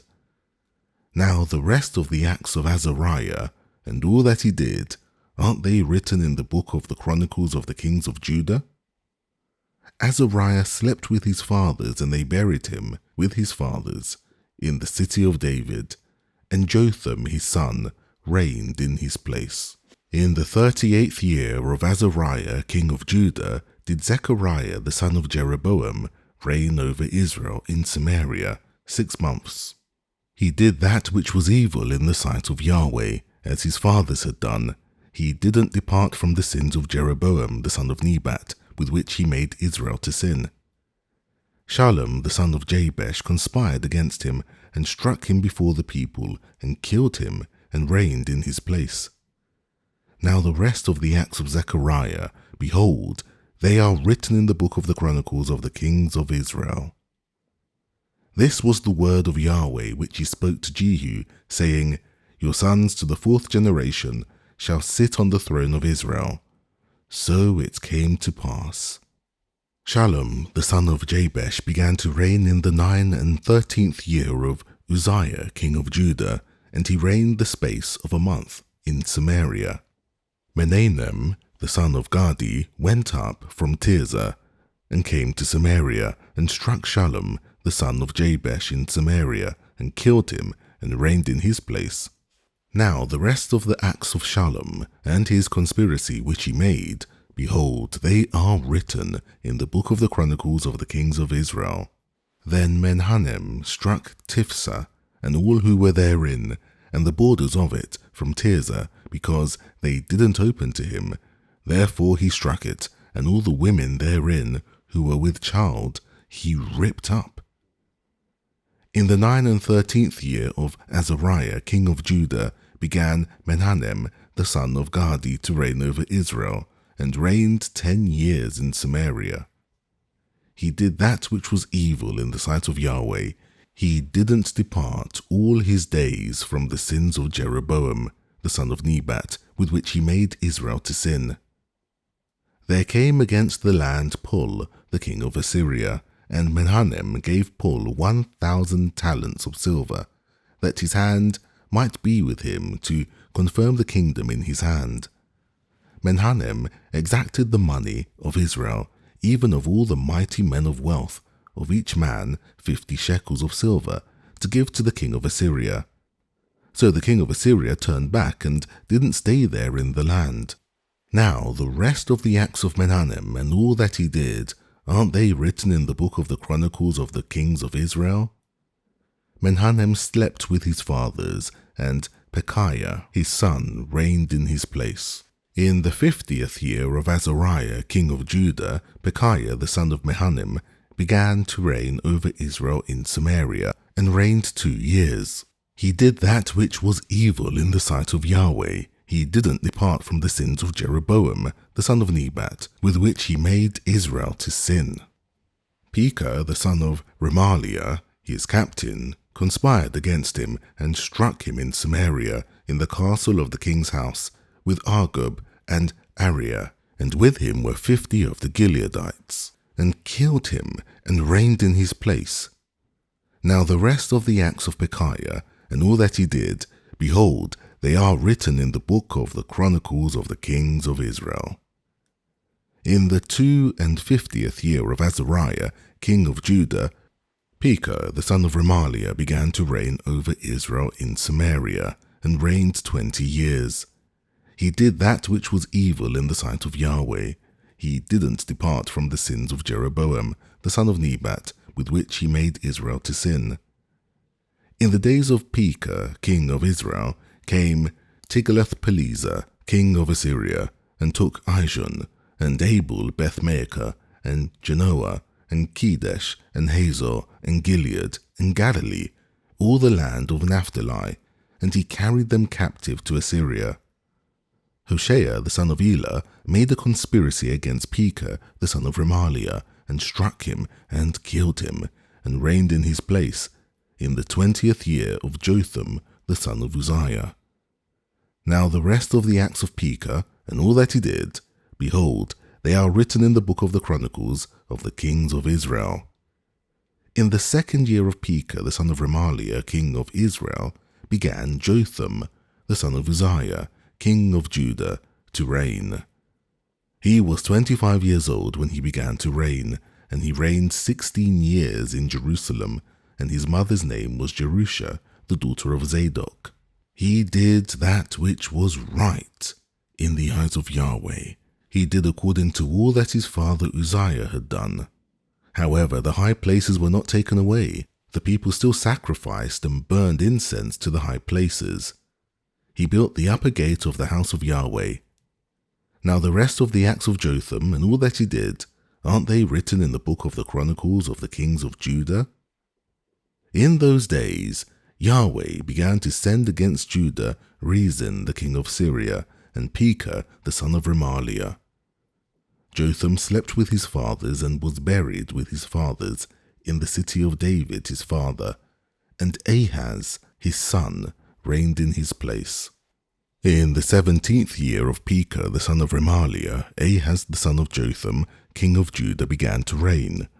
20 years old was Ahaz when he began to reign, and he reigned 16 years in Jerusalem, and he didn't do that which was right in the eyes of Yahweh his God, like David his father, but he walked in the way of the kings of Israel, yes, and made his sons to pass through the fire, according to the abominations of the nations, whom Yahweh cast out from before the children of Israel. He sacrificed and burnt incense in the high places, and on the hills, and under every green tree. Then Rezin, king of Syria, and Pekah, son of Remaliah, king of Israel, came up to Jerusalem to war, and they besieged Ahaz, but could not overcome him. At that time Rezin, king of Syria, recovered Elath to Syria, and drove the Jews from Elath, and the Syrians came to Elath, and lived there to this day. So Ahaz sent messengers to Tiglath-Pileser, king of Assyria, saying, I am your servant and your son. Come up and save me out of the hand of the king of Syria, and out of the hand of the king of Israel, who rise up against me. Ahaz took the silver and gold that was found in the house of Yahweh and in the treasures of the king's house, and sent it for a present to the king of Assyria. The king of Assyria listened to him, and the king of Assyria went up against Damascus, and took it, and carried the people off, it captive to Kir, and killed Rezin. King Ahaz went to Damascus to meet Tiglath-Pileser, king of Assyria, and saw the altar that was at Damascus. And King Ahaz sent Urijah the priest the fashion of the altar, and the pattern of it, according to all the workmanship of it. Urijah the priest built an altar according to all that King Ahaz had sent from Damascus. So did Urijah the priest make it against the coming of King Ahaz from Damascus. When the king was come from Damascus, the king saw the altar, and the king drew near to the altar, and offered thereon. He burnt his burnt offering and his meal offering, and poured his drink offering, and sprinkled the blood of his peace offerings on the altar. The bronze altar, which was before Yahweh, he brought from the forefront of the house, from between his altar and the house of Yahweh, and put it on the north side of his altar. King Ahaz commanded Urijah the priest, saying, On the great altar burn the morning burnt offering, and the evening meal offering, and the king's burnt offering, and his meal offering, with the burnt offering of all the people of the land, and their meal offering, and their drink offerings, and sprinkle on it all the blood of the burnt offering, and all the blood of the sacrifice, but the bronze altar shall be for me to inquire by. Thus did Urijah the priest, according to all that King Ahaz commanded. King Ahaz cut off the panels of the bases, and removed the basin from off them, and took down the sea from off the bronze oxen that were under it, and put it on a pavement of stone. The covered way for the Sabbath that they had built in the house, and the king's entry outside, turned he to the house of Yahweh, because of the king of Assyria. Now the rest of the acts of Ahaz which he did, aren't they written in the book of the Chronicles of the kings of Judah? Ahaz slept with his fathers, and was buried with his fathers in the city of David, and Hezekiah his son reigned in his place. In the 12th year of Ahaz king of Judah began Hoshea the son of Elah to reign in Samaria over Israel, and reigned 9 years. He did that which was evil in the sight of Yahweh, yet not as the kings of Israel who were before him. Against him came up Shalmaneser, king of Assyria, and Hoshea became his servant, and brought him tribute. The king of Assyria found conspiracy in Hoshea, for he had sent messengers to the king of Egypt, and offered no tribute to the king of Assyria, as he had done year by year. Therefore the king of Assyria shut him up, and bound him in prison. Then the king of Assyria came up throughout all the land, and went up to Samaria, and besieged it 3 years. In the 9th year of Hoshea, the king of Assyria took Samaria, and carried Israel away to Assyria, and placed them in Halah, and on the harbour, the river Gozan, and in the cities of the Medes.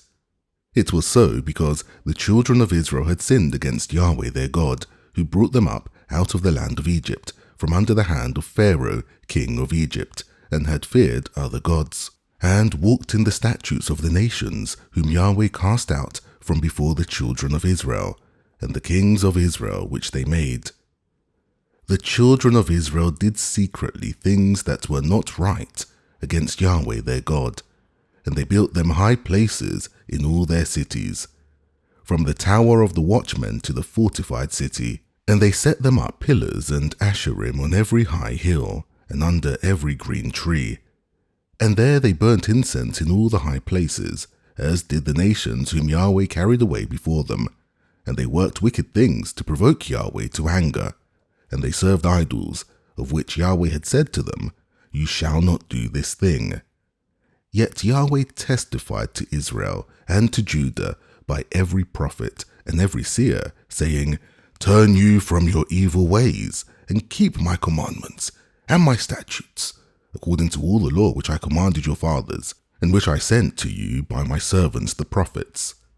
Notwithstanding, they would not hear, but hardened their neck, like the neck of their fathers, who didn't believe in Yahweh their God. They rejected his statutes and his covenant that he made with their fathers, and his testimonies which he testified to them, and they followed vanity, and became vain, and went after the nations that were round about them, concerning whom Yahweh had charged those who they should not do like them. They forsook all the commandments of Yahweh their God, and made them molten images, even 2 calves, and made an Asherah, and worshipped all the army of the sky, and served Baal. They caused their sons and their daughters to pass through the fire, and used divination and enchantments, and sold themselves to do that which was evil in the sight of Yahweh, to provoke him to anger.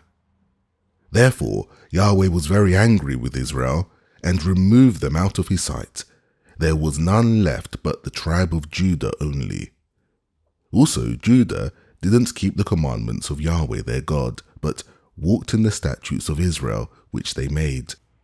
Yahweh rejected all the seed of Israel, and afflicted them, and delivered them into the hand of spoilers, until he had cast them out of his sight. For he tore Israel from the house of David, and they made Jeroboam the son of Nebat king, and Jeroboam drove Israel from following Yahweh, and made them sin a great sin. The children of Israel walked in all the sins of Jeroboam which he did. They didn't depart from them, until Yahweh removed Israel out of his sight, as he spoke by all his servants the prophets. So Israel was carried away out of their own land to Assyria to this day. The king of Assyria brought men from Babylon, and from Cutha, and from Ava, and from Hamath, and Sepharvim, and placed them in the cities of Samaria instead of the children of Israel, and they possessed Samaria and lived in the cities of it. So it was at the beginning of their dwelling there that they didn't fear Yahweh. Therefore Yahweh sent lions among them, which killed some of them. Therefore they spoke to the king of Assyria, saying, "The nations which you have carried away and placed in the cities of Samaria don't know the law of the God of the land. Therefore he has sent lions among us. And behold, they kill them, because they don't know the law of the God of the land." Then the king of Assyria commanded, saying, "Carry there one of the priests whom you brought from there, and let them go and dwell there, and let him teach them the law of the God of the land." So one of the priests whom they had carried away from Samaria came and lived in Bethel, and taught them how they should fear Yahweh. However, every nation made gods of their own, and put them in the houses of the high places, which the Samaritans had made, every nation in their cities in which they lived. The men of Babylon made Succoth-Benoth, and the men of Cuth made Nergal, and the men of Hamath made Ashima, and the Avites made Nibhaz and Tartak, and the Sepharvites burnt their children in the fire to Adramelech and Anamelech, the gods of Sepharvaim. So they feared Yahweh, and made to them from among themselves priests of the high places, who sacrificed for them in the houses of the high places. They feared Yahweh, and served their own gods, after the manner of the nations from among whom they had been carried away. To this day they do after the former manner. They don't fear Yahweh, neither do they after their statutes, or after their ordinances, or after the law, or after the commandment which Yahweh commanded the children of Jacob, whom he named Israel, with whom Yahweh had made a covenant, and charged them, saying, You shall not fear other gods, nor bow yourselves to them, nor serve them, nor sacrifice to them. But Yahweh, who brought you up out of the land of Egypt with great power and with outstretched arm, him shall you fear, and to him shall you bow yourselves, and to him shall you sacrifice. And the statutes and the ordinances and the law of the commandment, which he wrote for you, you shall observe to do forevermore, and you shall not fear other gods. And the covenant that I have made with you, you shall not forget, neither shall you fear other gods. But Yahweh your God shall you fear, and he will deliver you out of the hand of all your enemies. However, they did not listen, but they did after their former manner. So these nations feared Yahweh and served their engraved images, their children likewise, and their children's children, as did their fathers, so do they to this day. Now it happened in the 3rd year of Hoshea son of Elah, king of Israel, that Hezekiah, the son of Ahaz, king of Judah, began to reign. He was 25 years old when he began to reign, and he reigned 29 years in Jerusalem, and his mother's name was Abi, the daughter of Zechariah. He did that which was right in the eyes of Yahweh, according to all that David his father had done. He removed the high places and broke the pillars and cut down the Asherah, and he broke in pieces the bronze serpent that Moses had made, for to those days the children of Israel did burn incense to it, and he called it Nehushtan. He trusted in Yahweh, the God of Israel, so that after him was none like him among all the kings of Judah, nor among them that were before him. For he joined with Yahweh. He didn't depart from following him, but kept his commandments, which Yahweh commanded Moses. Yahweh was with him. Wherever he went forth, he prospered, and he rebelled against the king of Assyria, and didn't serve him. He struck the Philistines to Gaza and the borders of it, from the tower of the watchman to the fortified city. It happened in the 4th year of King Hezekiah, which was the 7th year of Hoshea, son of Elah, king of Israel, that Shalmaneser, king of Assyria, came up against Samaria and besieged it. At the end of 3 years they took it. In the 6th year of Hezekiah, which was in the 9th year of Hoshea, king of Israel, Samaria was taken. The king of Assyria carried Israel away to Assyria, and put them in Halah, and on the harbour, the river of Gozan, and in the cities of the Medes, because they didn't obey the voice of Yahweh their God, but transgressed his covenant, even all that Moses the servant of Yahweh commanded, and would not hear it, nor do it. Now in the 14th year of King Hezekiah did Sennacherib, king of Assyria, come up against all the fortified cities of Judah, and took them. Hezekiah, king of Judah, sent to the king of Assyria, to Lachish, saying, I have offended, return from me, that which you put on me will I bear. The king of Assyria appointed to Hezekiah, king of Judah, 300 talents of silver and 30 talents of gold. Hezekiah gave him all the silver that was found in the house of Yahweh, and in the treasures of the king's house. At that time did Hezekiah cut off the gold from the doors of the temple of Yahweh, and from the pillars which Hezekiah king of Judah had overlaid, and gave it to the king of Assyria. The king of Assyria sent Tartan, and Rabsaris, and Rabshakeh from Lachish to King Hezekiah, with a great army to Jerusalem. They went up and came to Jerusalem.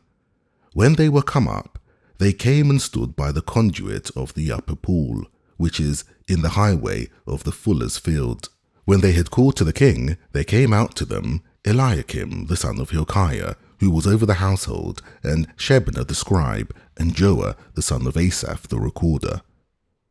Rabshakeh said to them, Say ye now to Hezekiah, Thus says the great king, the king of Assyria, What confidence is this in which you trust? You say, But they are but vain words. There is counsel and strength for the war. Now on whom do you trust that you have rebelled against me? Now behold, you trust on the staff of this bruised reed, even on Egypt, whereon if a man lean, it will go into his hand, and pierce it, so is Pharaoh, king of Egypt, to all who trust on him. But if you tell me we trust in Yahweh our God, isn't that he whose high places and whose altars Hezekiah has taken away, and has said to Judah and to Jerusalem, you shall worship before this altar in Jerusalem? Now therefore, please give pledges to my master the king of Assyria, and I will give you 2,000 horses, if you are able on your part to set riders on them. How then can you turn away the face of one captain of the least of my master's servants, and put your trust on Egypt for chariots and for horsemen? Am I now come up without Yahweh against this place to destroy it? Yahweh said to me, go up against this land and destroy it. Then said Eliakim the son of Hilkiah, and Shebna, and Joah, to Rabshakeh, please speak to your servants in the Syrian language, for we understand it, and don't speak with us in the Jews' language, in the ears of the people who are on the wall. But Rabshakeh said to them, has my master sent me to your master and to you to speak these words? Hasn't he sent me to the men who sit on the wall, to eat their own dung and to drink their own water with you? Then Rabshakeh stood and cried with a loud voice in the Jews' language and spoke, saying, hear you the word of the great king, the king of Assyria. Thus says the king, don't let Hezekiah deceive you, for he will not be able to deliver you out of his hand. Neither let Hezekiah make you trust in Yahweh, saying, Yahweh will surely deliver us, and this city shall not be given into the hand of the king of Assyria. Don't listen to Hezekiah, for thus says the king of Assyria, make your peace with me, and come out to me, and eat you every one of his vine, and every one of his fig tree, and every one drink the waters of his own cistern, until I come and take you away to a land like your own land, a land of grain and new wine, a land of bread and vineyards, a land of olive trees and of honey, that you may live and not die. And don't listen to Hezekiah when he persuades you, saying, Yahweh will deliver us. Has any of the gods of the nations ever delivered his land out of the hand of the king of Assyria? Where are the gods of Hamath and of Arpad? Where are the gods of Sepharvaim, of Hena, and Ivah? Have they delivered Samaria out of my hand? Who are they among all the gods of the countries that have delivered their country out of my hand, that Yahweh should deliver Jerusalem out of my hand? But the people held their peace, and answered him not a word, for the king's commandment was, saying, don't answer him. Then came Eliakim the son of Hilkiah, who was over the household, and Shebna the scribe, and Joah the son of Asaph the recorder, to Hezekiah with their clothes torn, and told him the words of Rabshakeh. It happened, when King Hezekiah heard it, that he tore his clothes, and covered himself with sackcloth, and went into the house of Yahweh.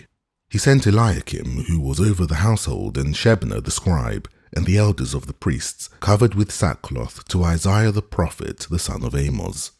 They said to him, thus says Hezekiah, the day is a day of trouble, and of rebuke, and of rejection, for the children are come to the birth, and there is not strength to bring forth. It may be Yahweh your God will hear all the words of Rabshakeh, whom the king of Assyria, his master, has sent to defy the living God, and will rebuke the words which Yahweh your God has heard. Therefore, lift up your prayer for the remnant that is left. So the servants of King Hezekiah came to Isaiah. Isaiah said to them, thus shall you tell your master, thus says Yahweh, don't be afraid of the words that you have heard, with which the servants of the king of Assyria have blasphemed me.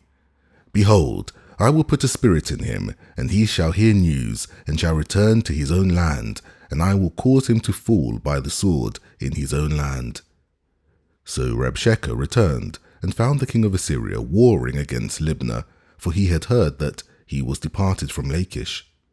When he heard say of Tirhakah, king of Ethiopia, behold, he is come out to fight against you, he sent messengers again to Hezekiah, saying, thus shall you speak to Hezekiah, king of Judah, saying, don't let your God in whom you trust deceive you, saying, Jerusalem shall not be given into the hand of the king of Assyria.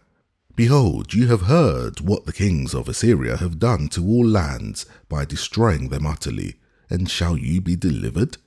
Have the gods of the nations delivered them, which my fathers have destroyed, Gozan and Haran and Rezeph, and the children of Eden that were in Telassar? Where is the king of Hamath, and the king of Arpad, and the king of the city of Sevarvaim, of Hena, and Eva? Hezekiah received the letter from the hand of the messengers and read it, and Hezekiah went up to the house of Yahweh and spread it before Yahweh. Hezekiah prayed before Yahweh and said, Yahweh, the God of Israel, who sit above the cherubim, you are the God, even you alone, of all the kingdoms of the earth, you have made heaven and earth. Incline your ear, Yahweh, and hear. Open your eyes, Yahweh, and see, and hear the words of Sennacherib, with which he has sent him to defy the living God.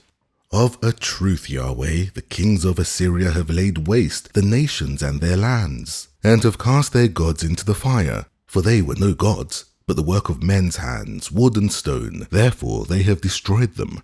Now therefore, Yahweh our God, save you us, I beg you, out of his hand, that all the kingdoms of the earth may know that you, Yahweh, are God alone. Then Isaiah the son of Amos sent to Hezekiah, saying, Thus says Yahweh, the God of Israel, whereas you have prayed to me against Sennacherib, king of Assyria, I have heard you. This is the word that Yahweh has spoken concerning him. The virgin daughter of Zion has despised you and ridiculed you. The daughter of Jerusalem has shaken her head at you. Whom have you defied and blasphemed? And against whom have you raised your voice and lifted up your eyes on high, even against the Holy One of Israel? By your messengers you have defied the Lord, and have said, With the multitude of my chariots am I come up to the height of the mountains, to the innermost parts of Lebanon, and I will cut down the tall cedars of it, and the choice fir trees of it, and I will enter into his father's lodging place, the forest of his fruitful field. I have dug and drunk strange waters, and with the sole of my feet will I dry up all the rivers of Egypt. Haven't you heard how I have done it long ago, and formed it of ancient times? Now have I brought it to pass, that it should be yours to lay waste fortified cities into ruinous heaps. Therefore their inhabitants were of small power, they were dismayed and confounded. They were as the grass of the field, and as the green herb, as the grass of the housetops, and as grain blasted before it is grown up. But I know you're sitting down and you're going out, and you're coming in, and you're raging against me. Because of your raging against me, and because of your arrogance, it's come up into my ears. Therefore will I put my hooks in your nose and my bridle in your lips, and I will turn you back by the way by which you came. This shall be the sign to you. You shall eat this year that which grows of itself, and in the second year that which springs of the same, and in the third year sow you and reap, and plant vineyards, and eat the fruit of it. The remnant that has escaped of the house of Judah shall again take root downward, and bear fruit upward. For out of Jerusalem shall go forth a remnant, and out of Mount Zion those who shall escape. The zeal of Yahweh shall perform this. Therefore thus says Yahweh concerning the king of Assyria, He shall not come into this city, nor shoot an arrow there, neither shall he come before it with shield, nor cast up a mound against it. By the way that he came, by the same shall he return, and he shall not come to this city, says Yahweh. For I will defend this city to save it, for my own sake, and for my servant David's sake. It happened that night that the angel of Yahweh went forth and struck in the camp of the Assyrians 185,000. And when men arose early in the morning, behold, these were all dead bodies. So Sennacherib, king of Assyria, departed, and went and returned and lived at Nineveh. It happened, as he was worshipping in the house of Nisroch, his god, that Adramelech and Sharezer struck him with the sword, and they escaped into the land of Ararat. Esarhaddon, his son, reigned in his place. In those days was Hezekiah sick to death. Isaiah the prophet, the son of Amos, came to him and said to him, Thus says Yahweh, Set your house in order, for you shall die and not live. Then he turned his face to the wall and prayed to Yahweh, saying, Remember now, Yahweh, I beg you, how I have walked before you in truth and with a perfect heart, and have done that which is good in your sight." Hezekiah wept sorely.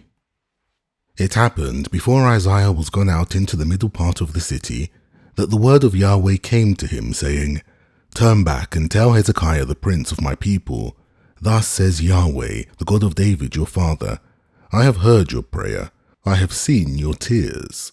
Behold, I will heal you. On the 3rd day you shall go up to the house of Yahweh. I will add to your days 15 years, and I will deliver you and this city out of the hand of the king of Assyria, and I will defend this city for my own sake and for my servant David's sake." Isaiah said, "Take a cake of figs." They took and laid it on the boil, and he recovered. Hezekiah said to Isaiah, "What shall be the sign that Yahweh will heal me, and that I shall go up to the house of Yahweh the 3rd day?" Isaiah said, "This shall be the sign to you from Yahweh, that Yahweh will do the thing that he has spoken. Shall the shadow go forward 10 steps, or go back 10 steps? Hezekiah answered, "It is a light thing for the shadow to decline 10 steps. Nay, but let the shadow return backward 10 steps. Isaiah the prophet cried to Yahweh, and he brought the shadow 10 steps backward, by which it had gone down on the dial of Ahaz. At that time, Berodach-Baladan, the son of Baladan, king of Babylon, sent letters and a present to Hezekiah, for he had heard that Hezekiah had been sick. Hezekiah listened to them, and showed them all the house of his precious things, the silver, the gold, and the spices, and the precious oil, and the house of his armor, and all that was found in his treasures. There was nothing in his house, nor in all his dominion, that Hezekiah didn't show them.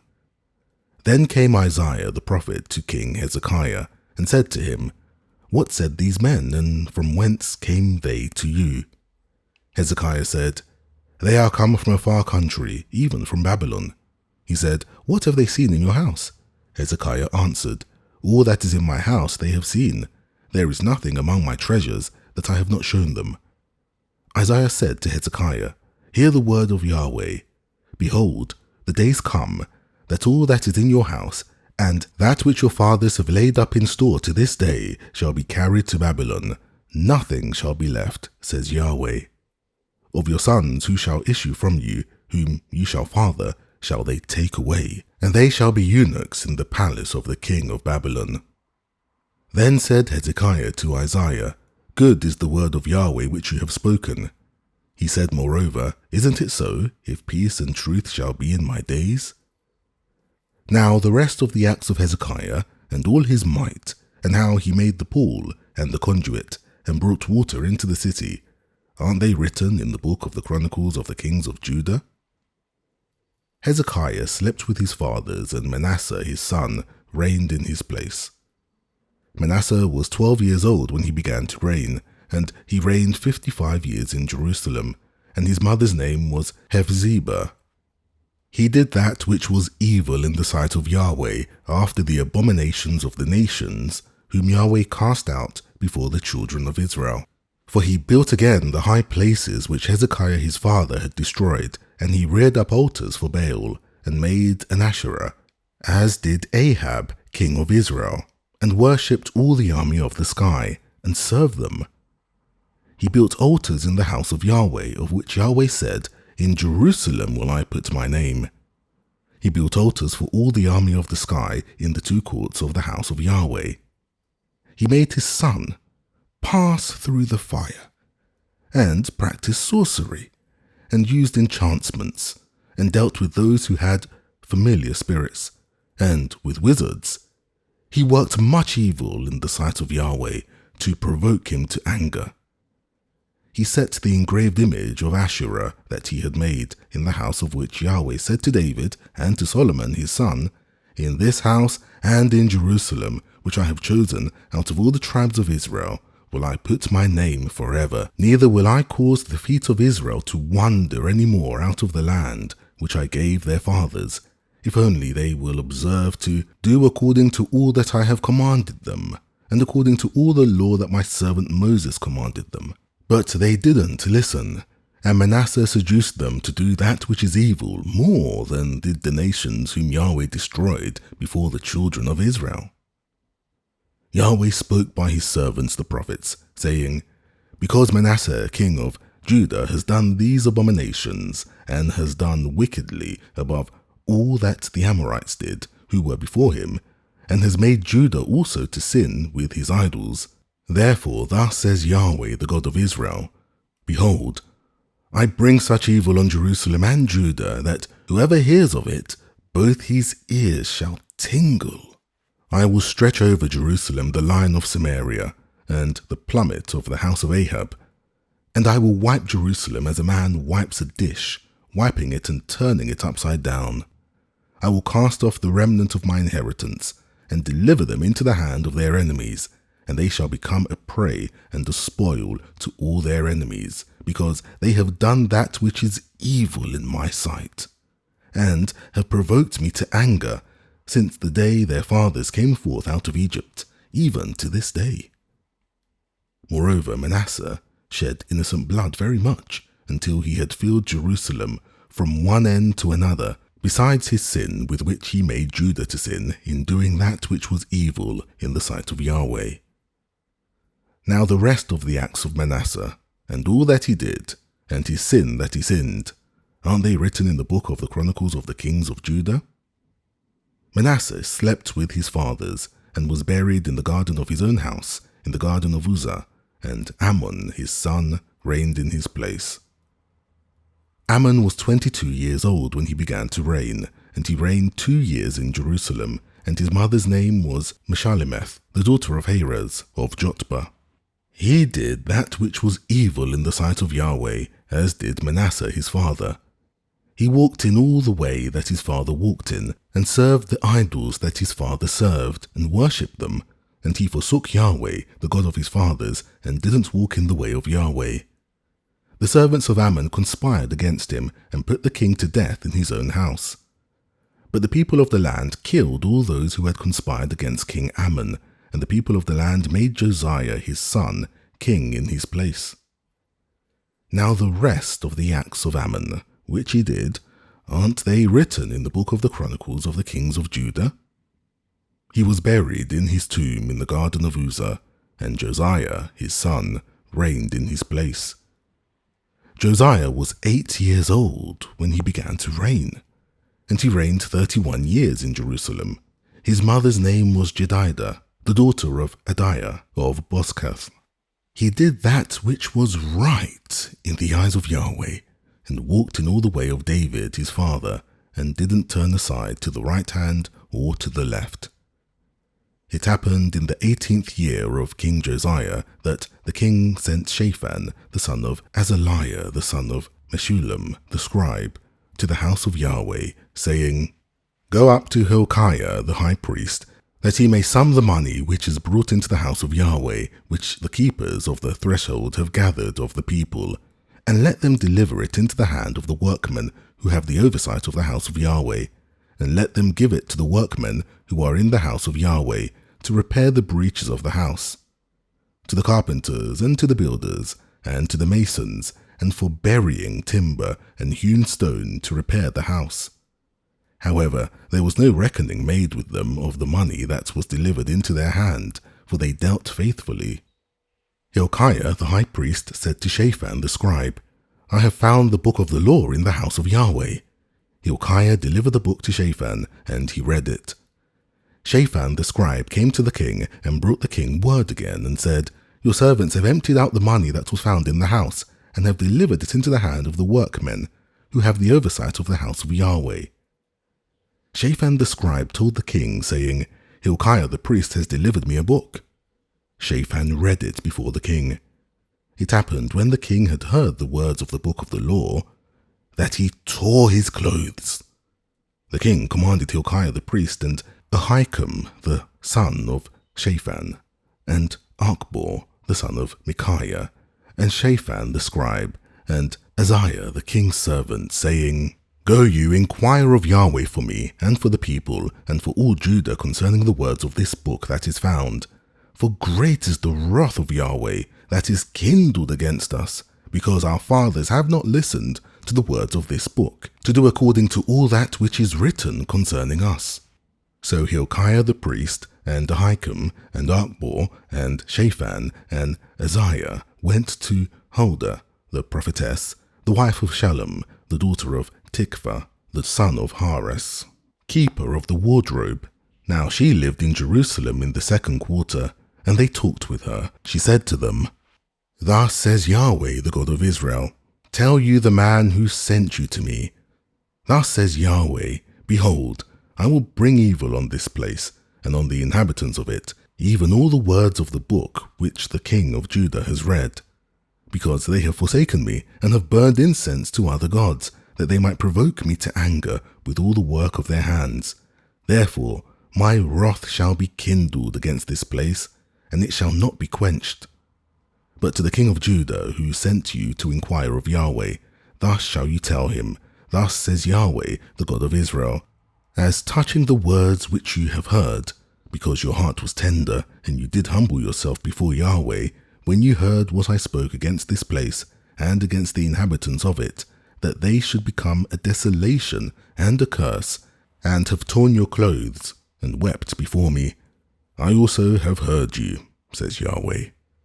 Therefore, behold, I will gather you to your fathers, and you shall be gathered to your grave in peace. Neither shall your eyes see all the evil which I will bring on this place. They brought the king word again. The king sent, and they gathered to him all the elders of Judah and of Jerusalem.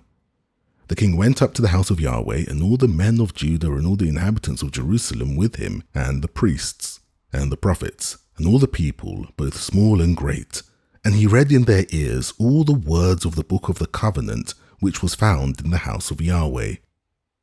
The king stood by the pillar, and made a covenant before Yahweh to walk after Yahweh, and to keep his commandments, and his testimonies, and his statutes, with all his heart, and all his soul, to confirm the words of the covenant that were written in this book. And all the people stood to the covenant. The king commanded Hilkiah the high priest, and the priests of the 2nd order, and the keepers of the threshold, to bring forth out of the temple of Yahweh all the vessels that were made for Baal, and for the Asherah, and for all the army of the sky. And he burned them outside of Jerusalem in the fields of the Kidron, and carried the ashes of them to Bethel.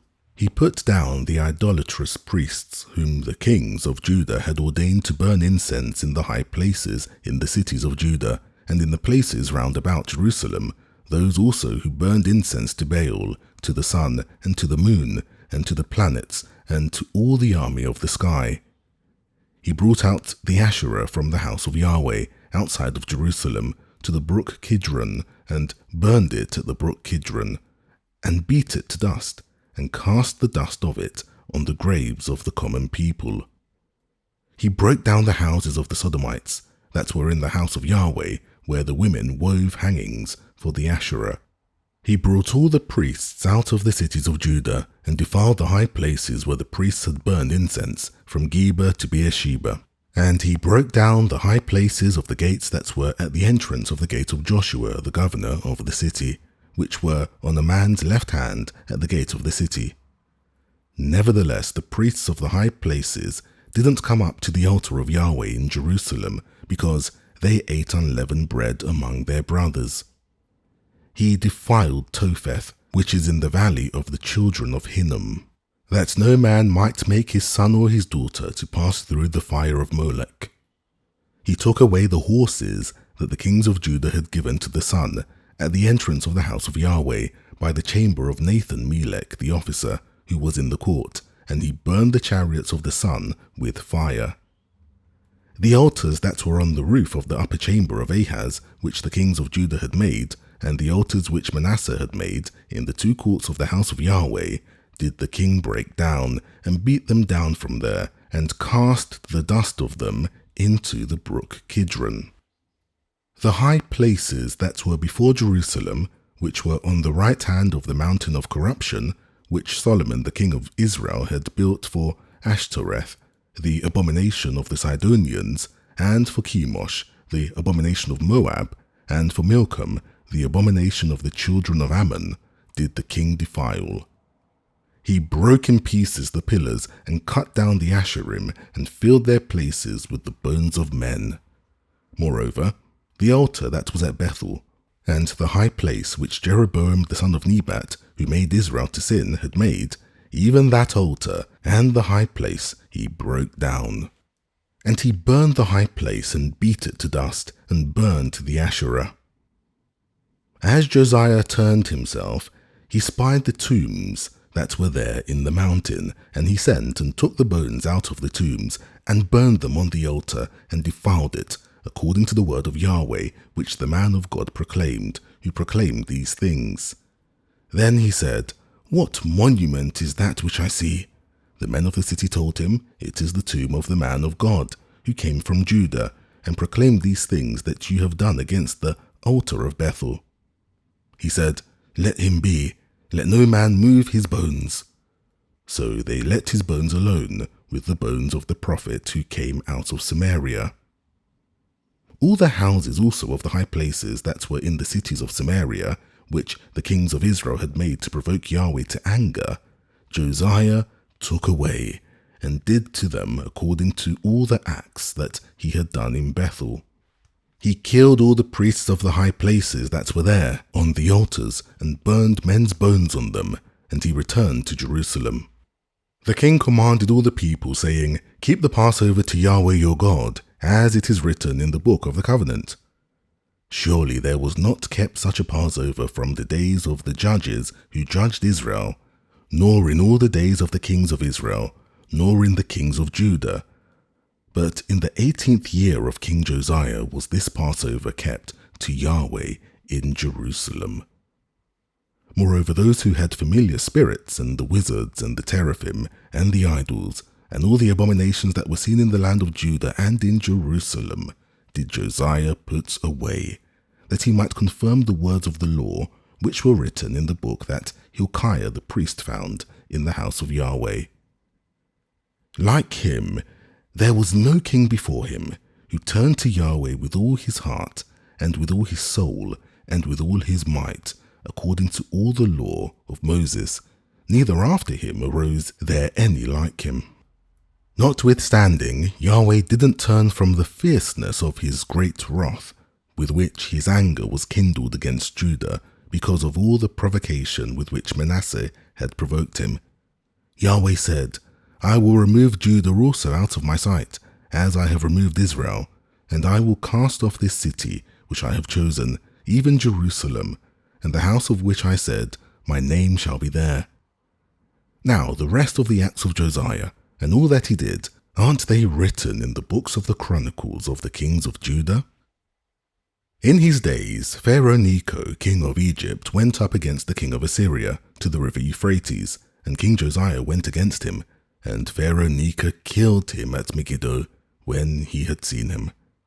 His servants carried him in a chariot, dead, from Megiddo, and brought him to Jerusalem, and buried him in his own tomb. The people of the land took Jehoaz, the son of Josiah, and anointed him, and made him king in his father's place. Jehoaz was 23 years old when he began to reign, and he reigned 3 months in Jerusalem, and his mother's name was Hamutal, the daughter of Jeremiah of Libnah.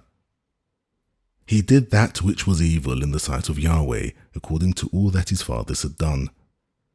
Pharaoh Necho put him in bonds at Riblah in the land of Hamath, that he might not reign in Jerusalem, and put the land to a tribute of 100 talents of silver and a talent of gold.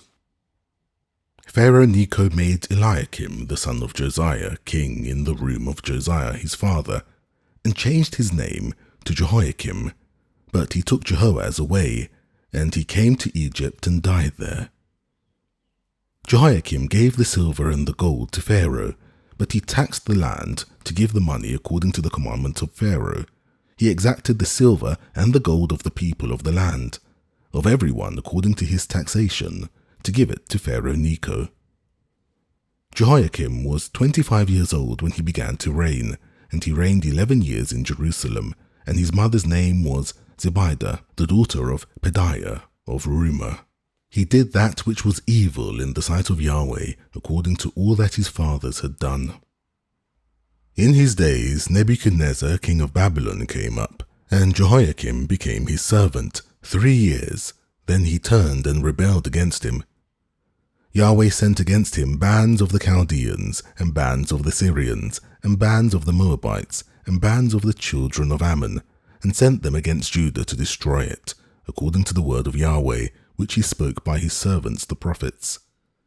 Surely at the commandment of Yahweh came this on Judah, to remove them out of his sight for the sins of Manasseh, according to all that he did, and also for the innocent blood that he shed, for he filled Jerusalem with innocent blood, and Yahweh would not pardon. Now the rest of the acts of Jehoiakim, and all that he did, aren't they written in the book of the Chronicles of the kings of Judah? So Jehoiakim slept with his fathers, and Jehoiachin his son reigned in his place. The king of Egypt didn't come again out of his land any more, for the king of Babylon had taken from the brook of Egypt to the river Euphrates all that pertained to the king of Egypt.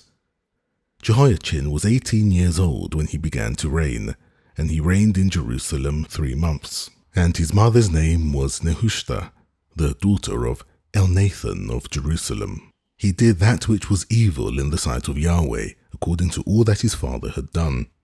At that time the servants of Nebuchadnezzar king of Babylon came up to Jerusalem, and the city was besieged. Nebuchadnezzar king of Babylon came to the city while his servants were besieging it, and Jehoiachin the king of Judah went out to the king of Babylon, he and his mother and his servants and his princes and his officers, and the king of Babylon took him in the 8th year of his reign. He carried out there all the treasures of the house of Yahweh and the treasures of the king's house, and cut in pieces all the vessels of gold which Solomon king of Israel had made in the temple of Yahweh, as Yahweh had said. He carried away all Jerusalem and all the princes, and all the mighty men of valor, even 10,000 captives, and all the craftsmen and the smiths. None remained, save the poorest sort of the people of the land. He carried away Jehoiachin to Babylon, and the king's mother, and the king's wives, and his officers, and the chief men of the land, carried he into captivity from Jerusalem to Babylon. All the men of might, even 7,000, and the craftsmen and the smiths 1,000, all of them strong and apt for war, even them the king of Babylon brought captive to Babylon. The king of Babylon made Mattaniah, Jehoiachin's father's brother, king in his place, and changed his name to Zedekiah. Zedekiah was 21 years old when he began to reign, and he reigned 11 years in Jerusalem, and his mother's name was Hamutal, the daughter of Jeremiah of Libnah. He did that which was evil in the sight of Yahweh, according to all that Jehoiakim had done. For through the anger of Yahweh did it happen in Jerusalem and Judah, until he had cast them out from his presence. Zedekiah rebelled against the king of Babylon. It happened in the 9th year of his reign, in the 10th month, in the 10th day of the month, that Nebuchadnezzar king of Babylon came, he and all his army, against Jerusalem, and encamped against it, and they built forts against it round about. So the city was besieged to the 11th year of King Zedekiah. On the 9th day of the 4th month, the famine was sore in the city, so that there was no bread for the people of the land. Then a breach was made in the city, and all the men of war fled by night by the way of the gate between the 2 walls, which was by the king's garden. Now the Chaldeans were against the city round about, and the king went by the way of the Arabah. But the army of the Chaldeans pursued after the king, and overtook him in the plains of Jericho, and all his army was scattered from him. Then they took the king, and carried him up to the king of Babylon, to Riblah, and they gave judgment on him. They killed the sons of Zedekiah before his eyes, and put out the eyes of Zedekiah, and bound him in fetters, and carried him to Babylon. Now in the 5th month, on the 7th day of the month, which was the 19th year of King Nebuchadnezzar, king of Babylon, came Nebuzaradan, the captain of the guard, a servant of the king of Babylon, to Jerusalem. He burnt the house of Yahweh, and the king's house, and all the houses of Jerusalem, even every great house, burnt he with fire. All the army of the Chaldeans who were with the captain of the guard broke down the walls of Jerusalem round about.